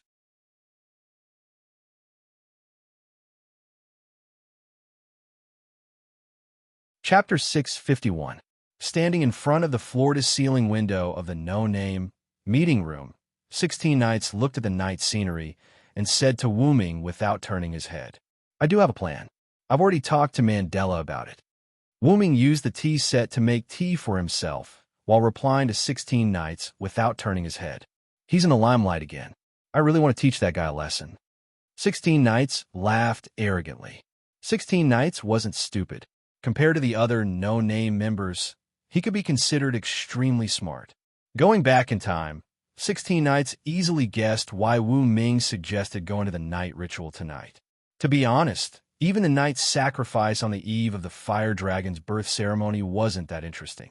Otherwise, the three problem children wouldn't have agreed to come back. It was impossible for Wu-Ming not to know this. So why did he suggest going to the night sacrifice? Naturally, it was to give orders to Mandela. Of course, in the entire No Name, only Wu-Ming, who had the strength to crush them, could be called an order. If anyone else went, even 16 Knights, it could only be called a negotiation. It was very simple. It was because they didn't have the strength to completely crush Mandela. Although he was a little unwilling, 16 Knights understood that it was best for Wu-Ming to go, so he didn't say or complain. Although Mandela is quite ruthless to others, he really cares about Shadora and Salamandra. Wu-Ming poured the brewed tea into 2 cups and put down the teapot. What a coincidence. I'm also that kind of person. 16 Knights laughed. His smile was quite scary. Not only was Wu-Ming protective, but 16 Knights was also protective. 16 Knights, who had already been recognized as a partner in community, had become the other party's chess piece. Naturally, 16 Knights was furious. Of course, this anger wouldn't be shown to 16 Knights. To put it simply, if something happened to the people in No Name this time, 16 Knights would destroy Salamandra, and it would be done with a smile on its face. Similarly, Wu-Ming was also such a person, but Wu-Ming was even more ruthless than 16 Knights. If it wasn't for Shadora and White Yiksha, Salamandra would have been destroyed by Wu-Ming.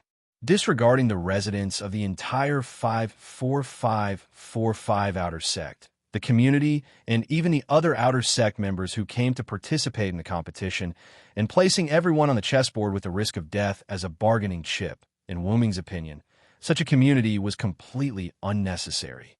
Whether it was lowering the number of people in the community or giving up on the title of the Northern District's ruler, there were so many options, but they had to choose a risky one that would either succeed or die trying. Moreover, it was a method that would drag everyone down with them. This was enough for Wu-Ming to personally deal with them. Wu-Ming wasn't someone who liked to casually slaughter others, but in the face of such a community, Wu-Ming had a clear conscience. However, it was precisely because Wu-Ming wasn't someone who liked to casually slaughter others, and because he saw that Salamandra had a kind and immature leader with great potential, Wu-Ming gave up on this idea. He believed that Shadora, who gradually took over the ownership of Salamandra from Mandela, will be able to manage this community well and wouldn't drag everyone down with her to die trying this time. Mandela has already compromised. What they've done this time has instead made a wedding dress for our no-name. Wuming chuckled softly and took a sip of his tea. Oh, what do you mean? 16 Nights asked. Wuming told 16 Nights about his conversation with Mandela. We took most of the credit. Does that mean that the Demon King also gave us full authority to deal with? 16 Nights' eyes lit up. Something like that. Wuming nodded. Although Salamandra's approach was inhumane, since things had already come to this point, they couldn't waste it. Then, they would leave it to no name to accept. Well done, little brother. 16 Nights turned his head and made a great gesture to Wuming. But don't be happy too early. If the other party can't trap White Yiksha and let him make a move, then we won't have a chance. After all, it was already so obvious. If White Yiksha didn't make any preparations, then it would be too embarrassing. Then I'll have to look forward to it. 16 Nights joked, then walked to Wuming's side, picked up the cup of tea that Wuming prepared for him, and drank it in one gulp. The tea is good. Time to sleep. 16 Nights waved his hand and left the conference room. Kacha! The sound of the door closing meant that only Wuming was left. Slowly sipping his tea, Wuming looked out the window, admiring the night view. I wonder if those people will come to join in the fun. As for Pest claimed that no one told her about Wuming, but she wanted to see Wuming herself. Wuming was skeptical. Wuming felt that there must be a mysterious group of people behind this. The ceremony this time might not be as simple as I thought it would be. The night passed quietly. Time flew by quickly. 2 to 3 days later, the opening ceremony of the Fire Dragon Birth Festival was successfully held. Although it was an opening ceremony, as the host, Shadora, only announced the start of the Fire Dragon Birth Festival. Due to the large number of people, Shadora merely spat out flaming words in the sky and used a special blessing to spread her words. She didn't summon anyone to explain it. The opening ceremony was peaceful, which made White Yiksha feel relieved. Usually, there were only 3 important parts in a festival: the opening ceremony, the closing ceremony, and the grandest gift competition. Since the opening ceremony was fine, then the other party must be planning to attack during the grandest gift competition or the closing ceremony of the Fire Dragon Birth Festival. However, the other communities didn't know about this, so they were immersed in the joyous and grand festival. Although Salamandra was a little worried, they basically appeared at the various gift competitions as guards. Their serious expressions didn't let others see anything, and they just treated it as professionalism.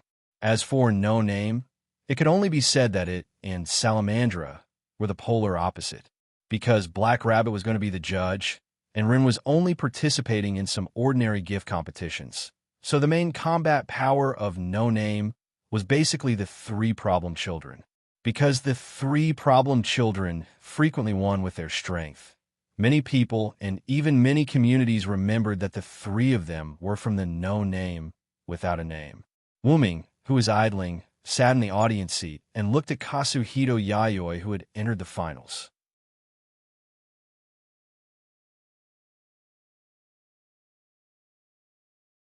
Chapter 652. Wuming was sitting on a special high platform with ordinary spectator seats on both sides. Wuming was sitting next to Byakuya, and Letitia was standing behind him. Shadora was sitting above the 3 of them, and Mandela was standing next to her. There were some lizard or viper guards around the high platform. Looking at the guards and the people sitting here, it was obvious that this was the organizers' viewing platform. Why was Wuming here?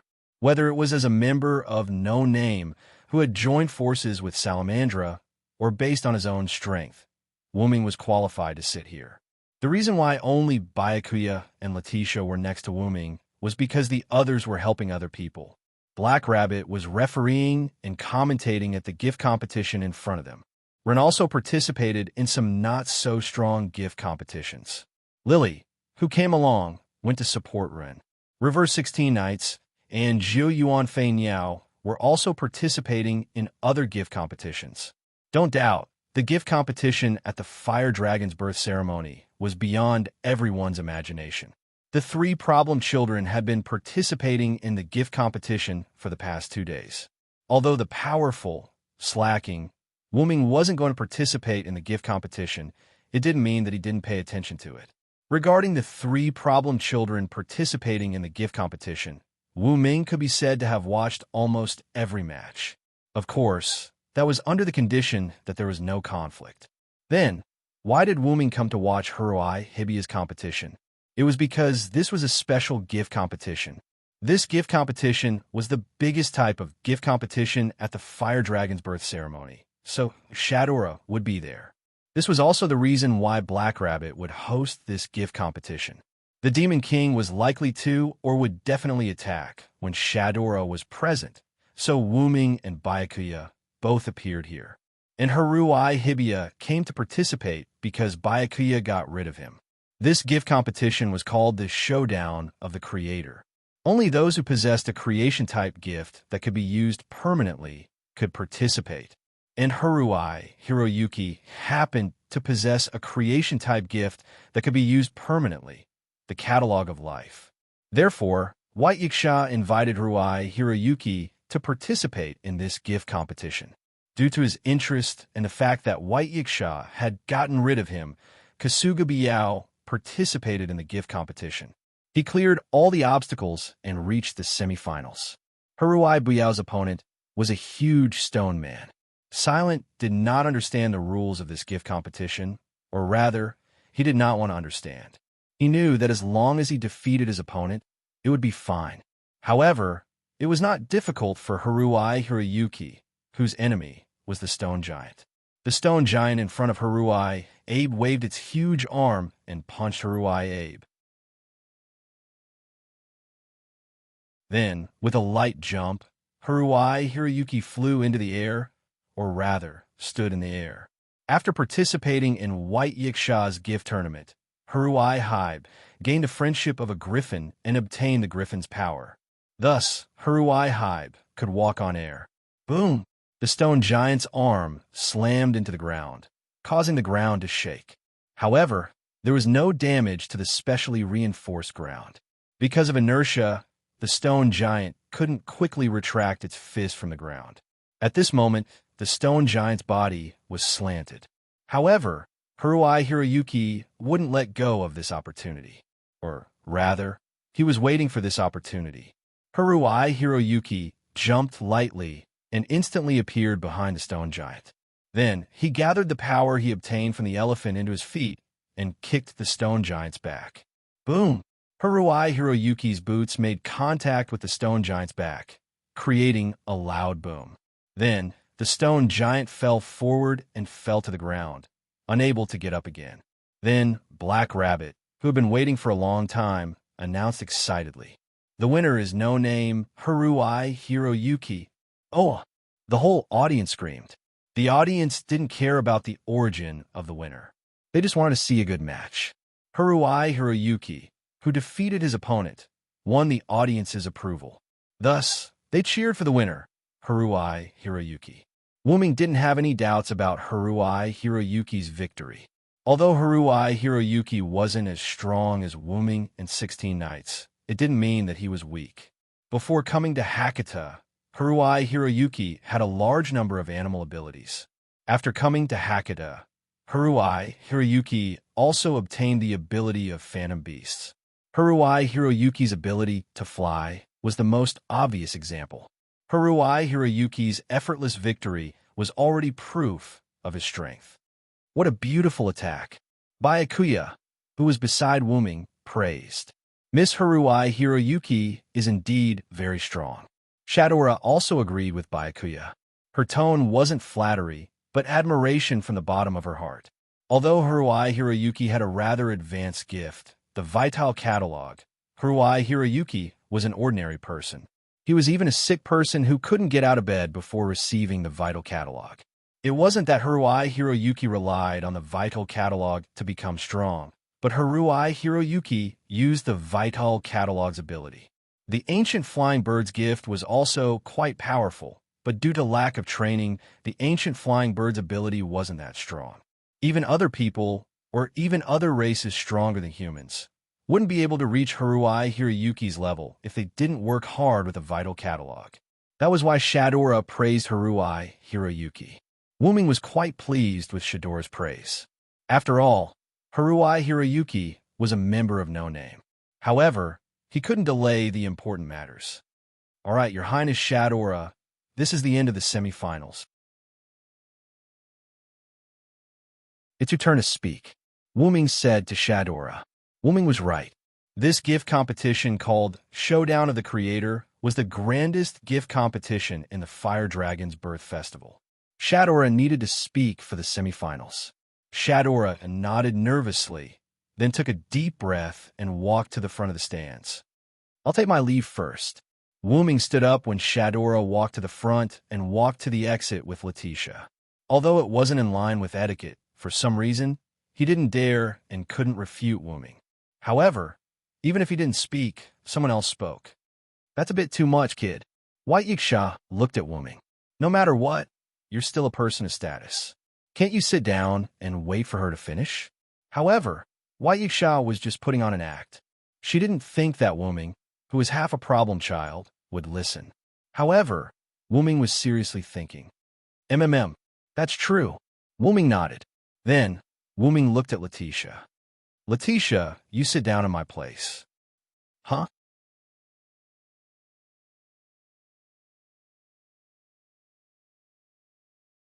Chapter 653. Hearing Wuming's nonsensical words, Shadora, who stood at the front, almost knelt down in front of Wuming.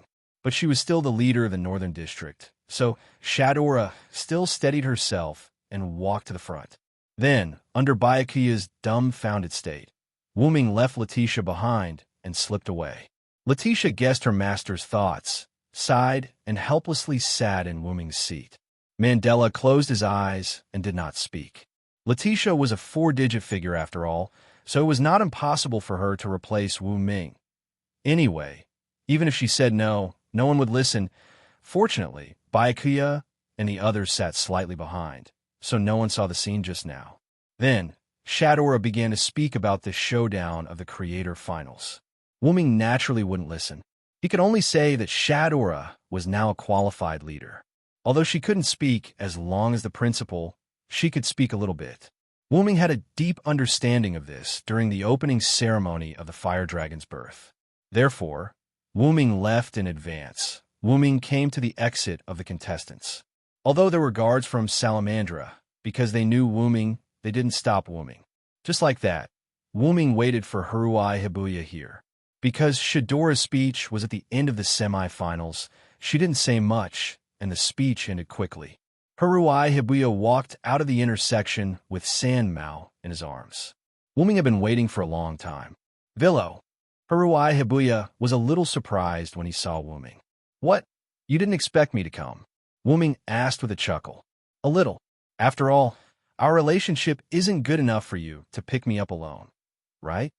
Haruai Hibe tilted his head and looked at Wuming.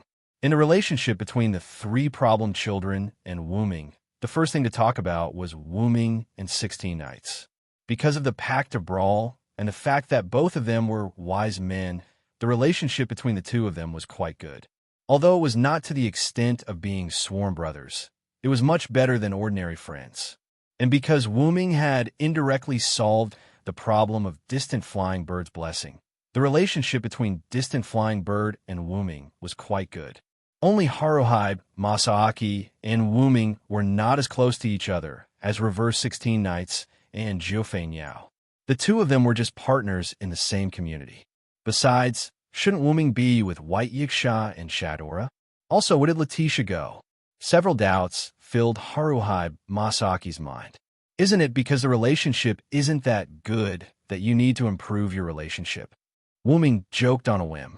However, Wuming just didn't want to listen to a long story, so he slipped out in advance. However, Wuming's words made Haruhi Masaaki's face turn slightly red.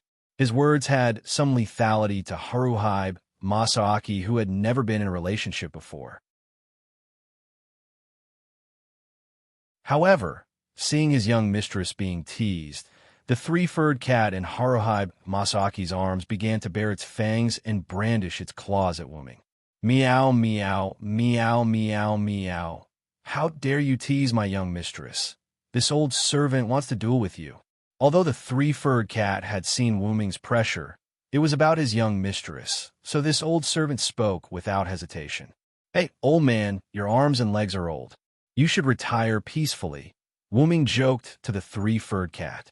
Although Wuming wasn't a cat and didn't know cat or animal language, strictly speaking, Wuming wasn't human.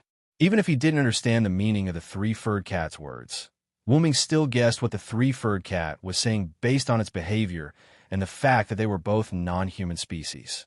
Three-furred cat, don't mess around. Haruhi Masaaki's expression returned to normal as he comforted the cat in his arms. She naturally knew that Wuming was joking, but because everyone was busy, she was already very happy to have a partner pick her up after a competition. No Name had a high status in Haruhi Masaaki's heart. Even if he didn't have much interaction with his partners, Haruhi Masaaki would still have a good attitude. Do you want to go together? Haruhi Masaaki looked at Wuming. Of course. Wuming shrugged. Otherwise, why would Wuming wait for Haruhi Masaaki? Wuming Masaaki and Haruhi Masaaki walked side by side on the road to Salamandra. Although they could use Wuming's portal to return to No Name at night, it was still somewhat inconvenient. Therefore, when the fire dragon was born, Shadora prepared a room for No Name and the others in Salamandra. As for Lily, although she said that she still had work to do, this was a rare event. She wasn't invited by Wuming Masaaki and the others. Instead, she was rejected by the other children in the logistics department. Leave it to us. This was the children's promise to Lily, which almost made her cry. In order not to disappoint her companions, Lily followed. However, Wuming Masaaki would still return to No Name every night to check. After all, No Name only had the magic puppets that didn't have life and consciousness. It was inevitable that he would feel uneasy. However, every time Wuming Masaaki returned to No Name to check, No Name was well managed by the children. Thinking of this, Wuming Masaaki couldn't help but smile. Can I ask you a question? Seeing Wuming Masaaki smile, Masaaki suddenly asked. Of course, but as a price, I also want to ask you a question later.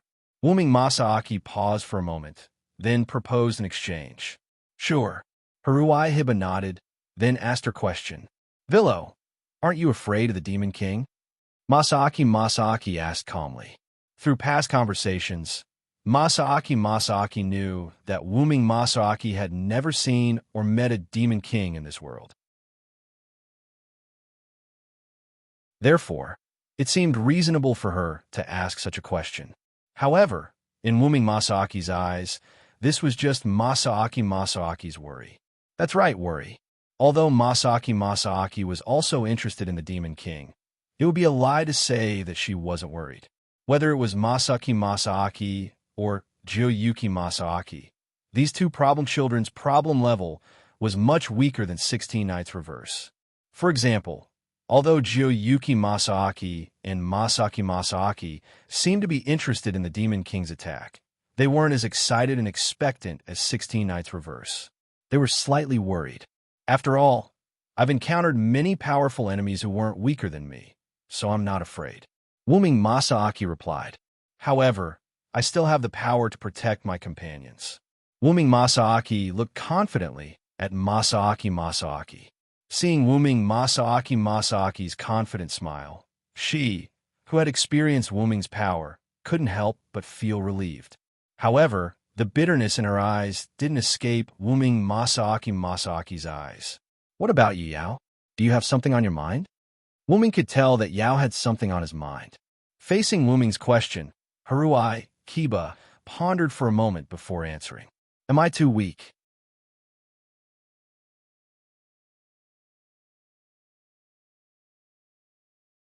Chapter 654. Too weak. Wuming repeated Haruhibu Yachi's words. I'm wondering if I'm too weak. Haruhibu Yachi nodded, indicating that Wuming did not mishear. Why do you think so? Wuming did not stop because of Haruhibu Yachi's words as he asked while walking. The four of us came to this world together. Let's not talk about you for now. 16th Nights has the power to fight against you. And Flying Bird has also found her own path with your help. Becoming stronger is only a matter of time. It seems that I will soon become the weakest person here. That's only about, right? Wuming asked. Let's not talk about 16 Nights. Fei Niao hasn't found a suitable gift for her ability development. It's not good to define it so early. Then, Wuming reached out his hand and hit Haruhibu Yachi's little head. It hurts. Haruhibu Yachi held the three-furred cat with one hand and used the other hand to cover the place where Wuming hit her head. You haven't been completely surpassed. You just have some momentum. Why are you so unconfident, little girl? Wuming said in a grandfatherly tone. Since there's momentum, then I'm destined to be the weakest. Haruhibu Yachi pouted unhappily. In my era, everyone was constantly chasing after others. No one would relax after surpassing others. Instead, they would work harder after surpassing others. This was the so-called one step ahead, one step ahead. However, Wuming did not agree with this. Then let me ask you, Yachi, will you always be ahead of others if you're ahead of others? No, Haruhibu Yachi answered. However, he was right. There was nothing absolute in the world. But it's difficult to surpass others. This was the realization of the future Haruhibu Yachi. That may be the case in your era, but don't forget, this is the box court. Wuming's words made Haruhibu Yachi stop in his tracks. What kind of existence was the box court? There were gods, demons, illusory beasts, and everything else. It was a place where all miracles existed. If you don't have the confidence to overtake them in a place like this, then I believe your father won't be able to take it either. Wuming also stopped and looked at Haruhibu Yachi. Haruhibu Yachi was stunned. She was bound by the ideas of her era, which were old ideas to Hakata. Now she was breaking free. Looking at the stunned Haruhibu Hiroyuki, Wuming decided to work harder. Well then, Yao, let's talk about another problem. Question mark. Haruhibu finally reacted and looked at Wuming in confusion. I heard from Black Rabbit and the others that you came from a future more advanced than 16 Nights era, right? Haruhibu Hiroyuki nodded. This was not a secret, because it had been a long time since a girl of the same age as Black Bunny appeared in the community. As if they had found something in common, Black Bunny would drag Haruhibu Hiroyuki and Gio Asuka together to have a tea party when she was free to deepen the girls' relationship. Of course, sometimes Letitia would be dragged in as well. The news that Haruhibu Hiroyuki came from the future was accidentally revealed by Black Rabbit when they were in the community. Gio Asuka came from the era just after World War II, and 16 Nights is from the 21st century. As for you, you come from a future more advanced than 16 Nights era. This was the news that Wuming had accidentally heard. This explained why Gio Asuka was so conservative. They are both chosen children of their respective eras, Haruhibu Hiroyuki said with relief. Indeed, whether it was Gio Asuka from the era just after World War II or 16 Nights from the 21st century, their respective abilities were especially advantageous for their eras. However, in Haruhibu Hiroyuki's future, Haruhibu Hiroyuki's abilities were not so magical. Flying in the sky was possible with the support of technology. Great strength was possible with the support of technology. Superhuman speed was possible with the support of technology. Even lifespan was possible with the support of technology. Therefore, Haruhibu Hiroyuki, who could obtain the abilities of animals, was not like a chosen child in her own era. In my era, I was just an ordinary person who endured the torment of illness. If it wasn't for the gift that my father gave me, I'm afraid I would still be lying in bed. Haruhibu Hiroyuki said softly as he picked up the wooden carving on his neck. Hiroyuki, don't underestimate the gift that your father gave you. Wuming shook his head. You should know that this thing can turn into a crazy chimera if it's not used properly. Although Wuming didn't know about the genome tree, White Yiksha did. White Yiksha said that people who once had part of the genome tree all became chimeras in the end. Haruhibu Hiroyuki's gift was the complete version of the genome tree, but Haruhibu Hiroyuki didn't show any signs of becoming chimera.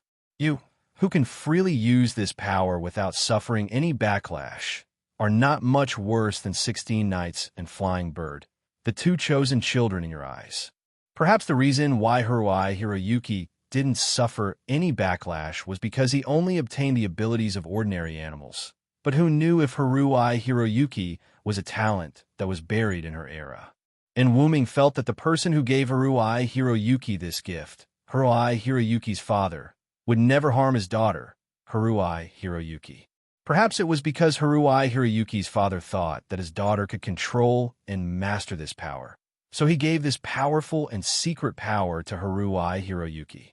This gift is the highest level of human gift. How can it only have the effect of receiving the abilities of animals, mythical beasts, and phantasmal beasts? Wuming smiled. You're saying that the wooden carving that my father gave me has other abilities? Haruai Hiroyuki blinked and looked at the wooden carving in his hand. I only know that this wooden carving isn't simple. You'll have to explore the rest yourself. Wuming smiled and shrugged. The reason why 16 Knights is strong is because he doesn't have much room to grow. At least compared to you, he doesn't have much left. Wuming joked. And Jiuyuki hasn't surpassed you yet. Before she does, why don't you surpass her first? Even so, let's not talk about the abilities that I haven't discovered yet. Currently, I can only obtain their abilities by making friends. Haruai Hiroyuki had made friends with almost all the ordinary animals, so their abilities were naturally obtained by him. Then the only targets left were phantasmal beasts, mythical beasts, and the like. But even in Hakata, how could it be so easy to meet phantasmal beasts and mythical beasts? It was thanks to Byakuya that he was able to make friends with Griffin. Wuming smiled at Haruai Hiroyuki's question and then said, Let me ask you. Then let me ask you, Yao. After this heart-to-heart talk, are we friends? Haruai Hiroyuki nodded subconsciously, but she suddenly froze. Seeing the stunned Haruai Hiroyuki, Wuming smiled. I'll help you collect information about your opponent. Wuming waved his hand and disappeared from Haruai Hiroyuki's sight. Haruai Hiroyuki, who was left holding the three-furred cat, stood on the street and looked at his hands. Friend.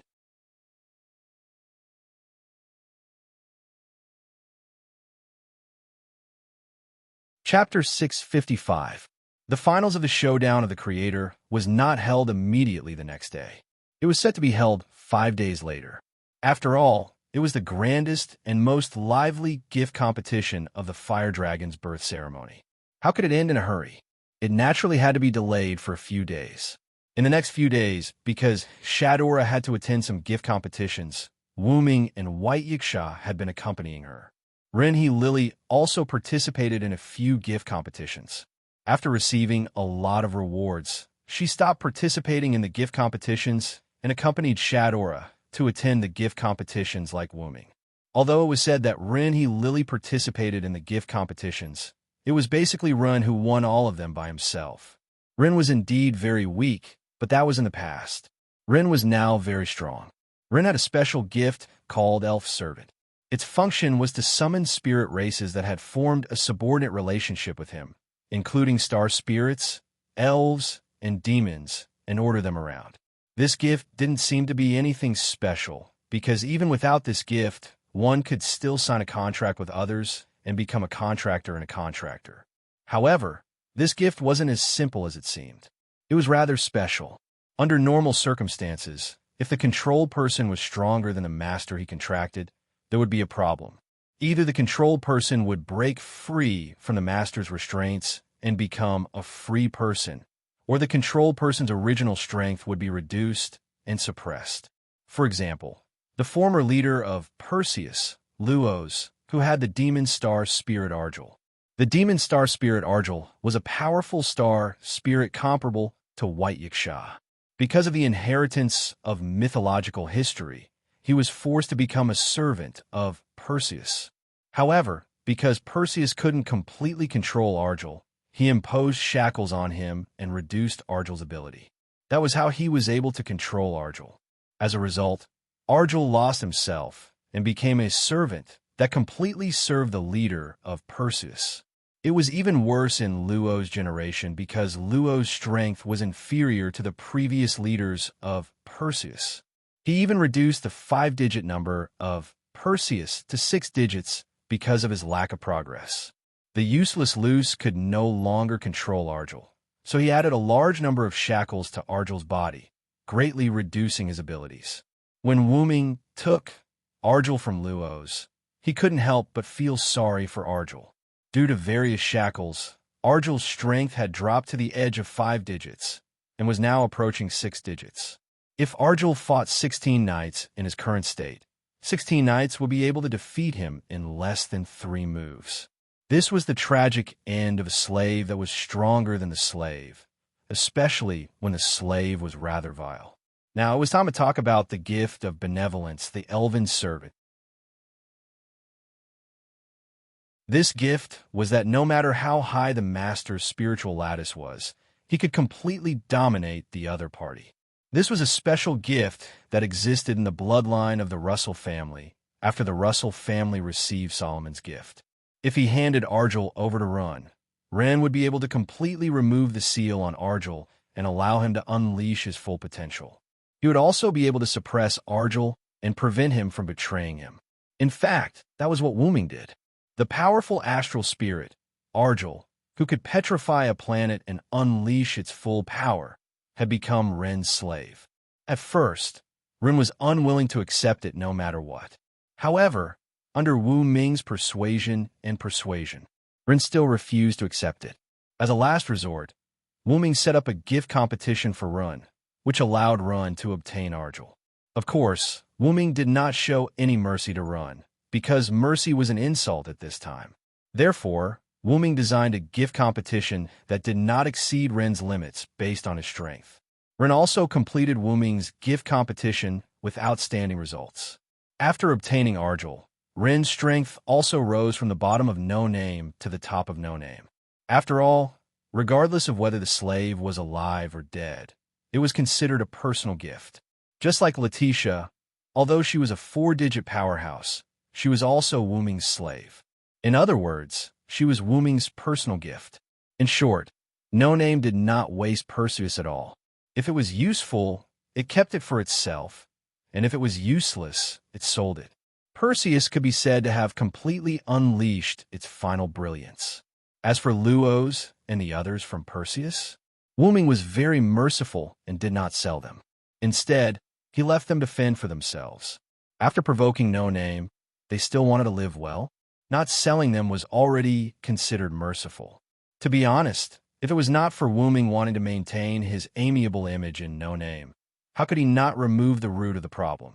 However, not being ruthless allowed Wu Ming's reputation in No Name to increase by quite a bit.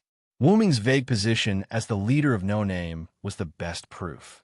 In name, Ren was the leader, but in some important matters, Ren would seek Wu Ming's opinion. Because 16th Knights was not as strong as Wu Ming, he often gave the limelight to Wu Ming. However, Wu Ming really did not want to be the leader, so Wu Ming chose to avoid certain matters. Just like when Haruhito Hiroyuki won the Creators Showdown Finals, Wu Ming ran away when Shadora was speaking. Only when Wu Ming was not there, Ren would truly take on the responsibility of being the leader. After all, with the Devil Star Spirit, Ren was not weaker than anyone in No Name. However, because Ren did not use Argel in the eyes of outsiders, he was still the weak Ren. Therefore, Ren chose to participate in some of the less powerful gift competitions. In order to highlight Ren's existence, Wu Ming did not appear in the VIP seats. However, Wu Ming was still there, because if nothing unexpected happened, today would be the day of the demon's attack. As if she had decided to appear at the end, the Demon King, Pest, did not appear. 5 days passed peacefully during the Fire Dragon's birth ceremony. On this day, the gift competition that Shadora needed to participate in was the Creators Showdown Finals. This was also the last gift competition that Shadora needed to participate in. If Pest did not appear, she would completely miss the opportunity. White Yiksha was very vigilant, and Wu Ming was also vigilant in the surroundings. Even reverse 16th Knights and Distant Flying Bird did not participate in other gift competitions on this day. Instead, they chose to sit together with White Yiksha and Wuming in the VIP seats with Shadora. In the contestant passage, Wuming and Haruhito Hiroyuki gave their final instructions. Then, Wuming took Sanmao from Hiroyuki's hands. I've told you all the information about your opponent. Don't disappoint me, Hiroyuki. Hiroyuki nodded with incomparable confidence. Yes, I will definitely win, my friend.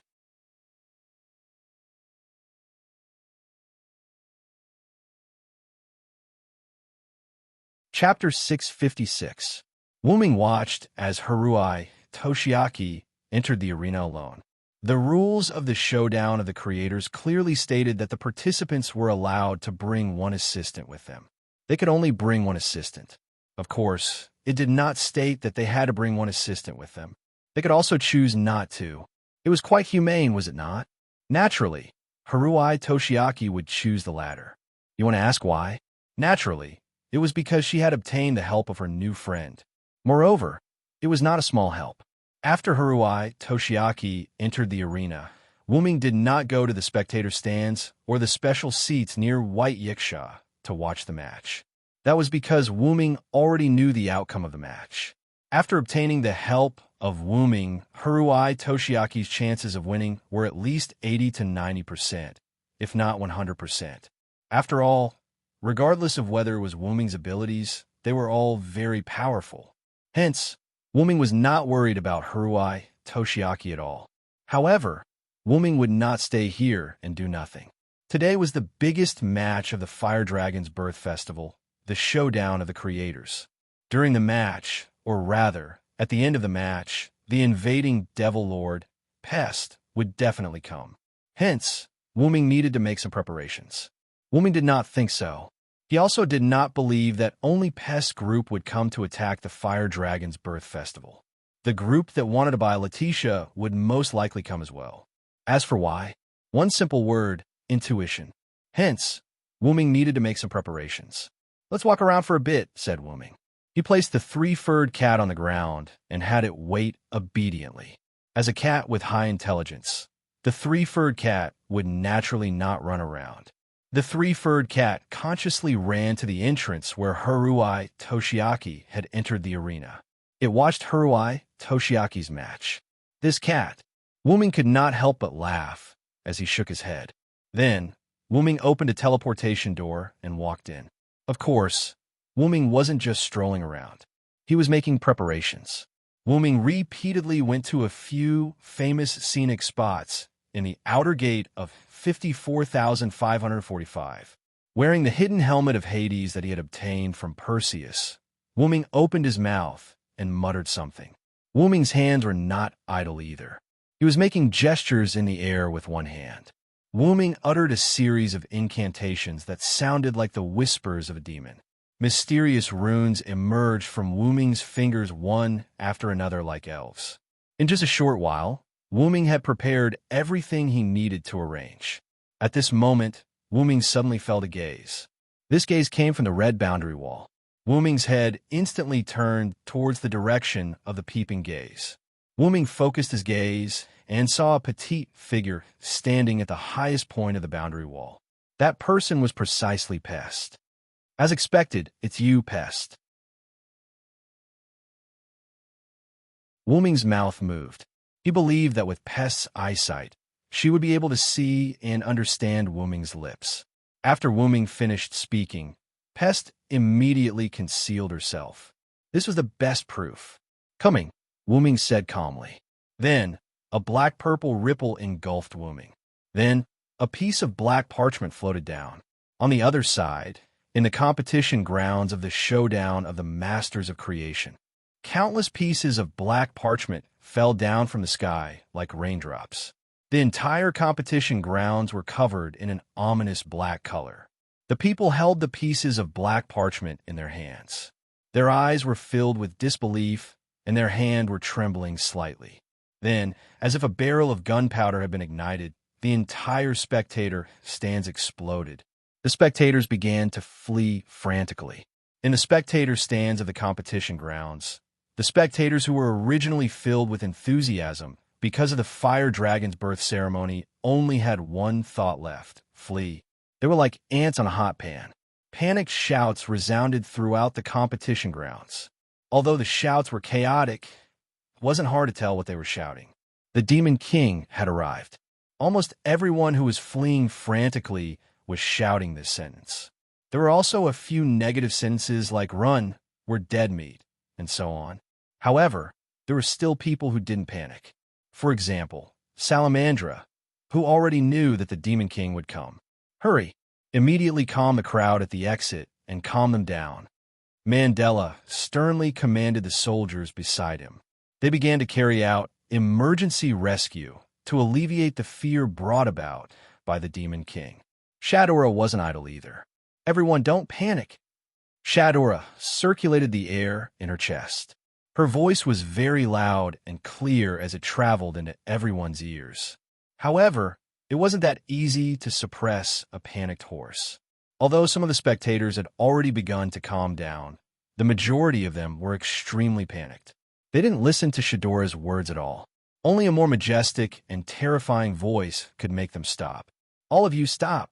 Like a dragon's roar, the moment this sentence was spoken, all the panicked and calm people stopped in their tracks. However, each of their bodies involuntarily trembled slightly, indicating that they were forced to stop by the pressure of a higher species.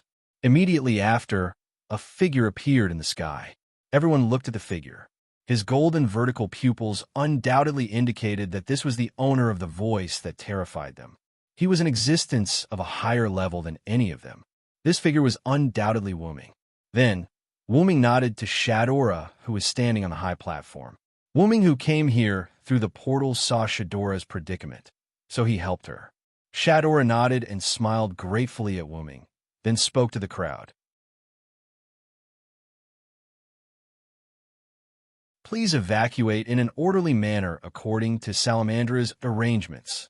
The spectators who had already calmed down didn't have any intention of resisting. It was always right to follow the officials at this time. Salamandra began to evacuate the spectators. Seeing that it was about time, Wuming retracted his pressure. His golden vertical pupils turned into ruby pupils. Then, Wuming flew toward Haruai Hibakushi, who was on the stage. Ignoring the effect of the Demon King's attack, the pale ghost girl next to Haruai Hibakushi looked depressed. The match was over, and it seemed like Haruai Hibakushi had won. After landing beside Haruai Hibakushi, Wuming looked at Haruai Hibakushi and wanted to say something, but something happened on Shadora's side. The high platform where Shadora and the others were on cracked, and a figure suddenly flew out while laughing maniacally. Needless to say, it was reverse 16 Knights. Furthermore, seeing that 16 Knights was flying in the direction of the realm wall, it was likely that he had also found the Demon King's current location. "This kid." Wuming shook his head helplessly. Choosing to ignore him, Wuming looked at Haruai Hibakushi again. "Hibakushi, congratulations on winning this match." Looking at Wuming's gentle smile and listening to Wuming's words of blessing, Haruai Hibakushi smiled slightly and nodded. Thank you, my friend." However, Haruai Hibakushi's opponent wasn't happy. "I say, what are you two doing? The Demon King is attacking now. How can you all be so calm and greeting?" The pale-faced girl who looked like a ghost shouted helplessly and with slight dissatisfaction. Because the girl had just experienced Wuming's pressure, she was a little scared of Wuming, so she was a little cautious when she spoke, which seemed a little out of place. At this time, a creature with a pumpkin head floating in the air, like a ghost holding a lantern next to the girl, spoke. "Yaha, being calm in the face of danger is the style of a strong person, Sasha."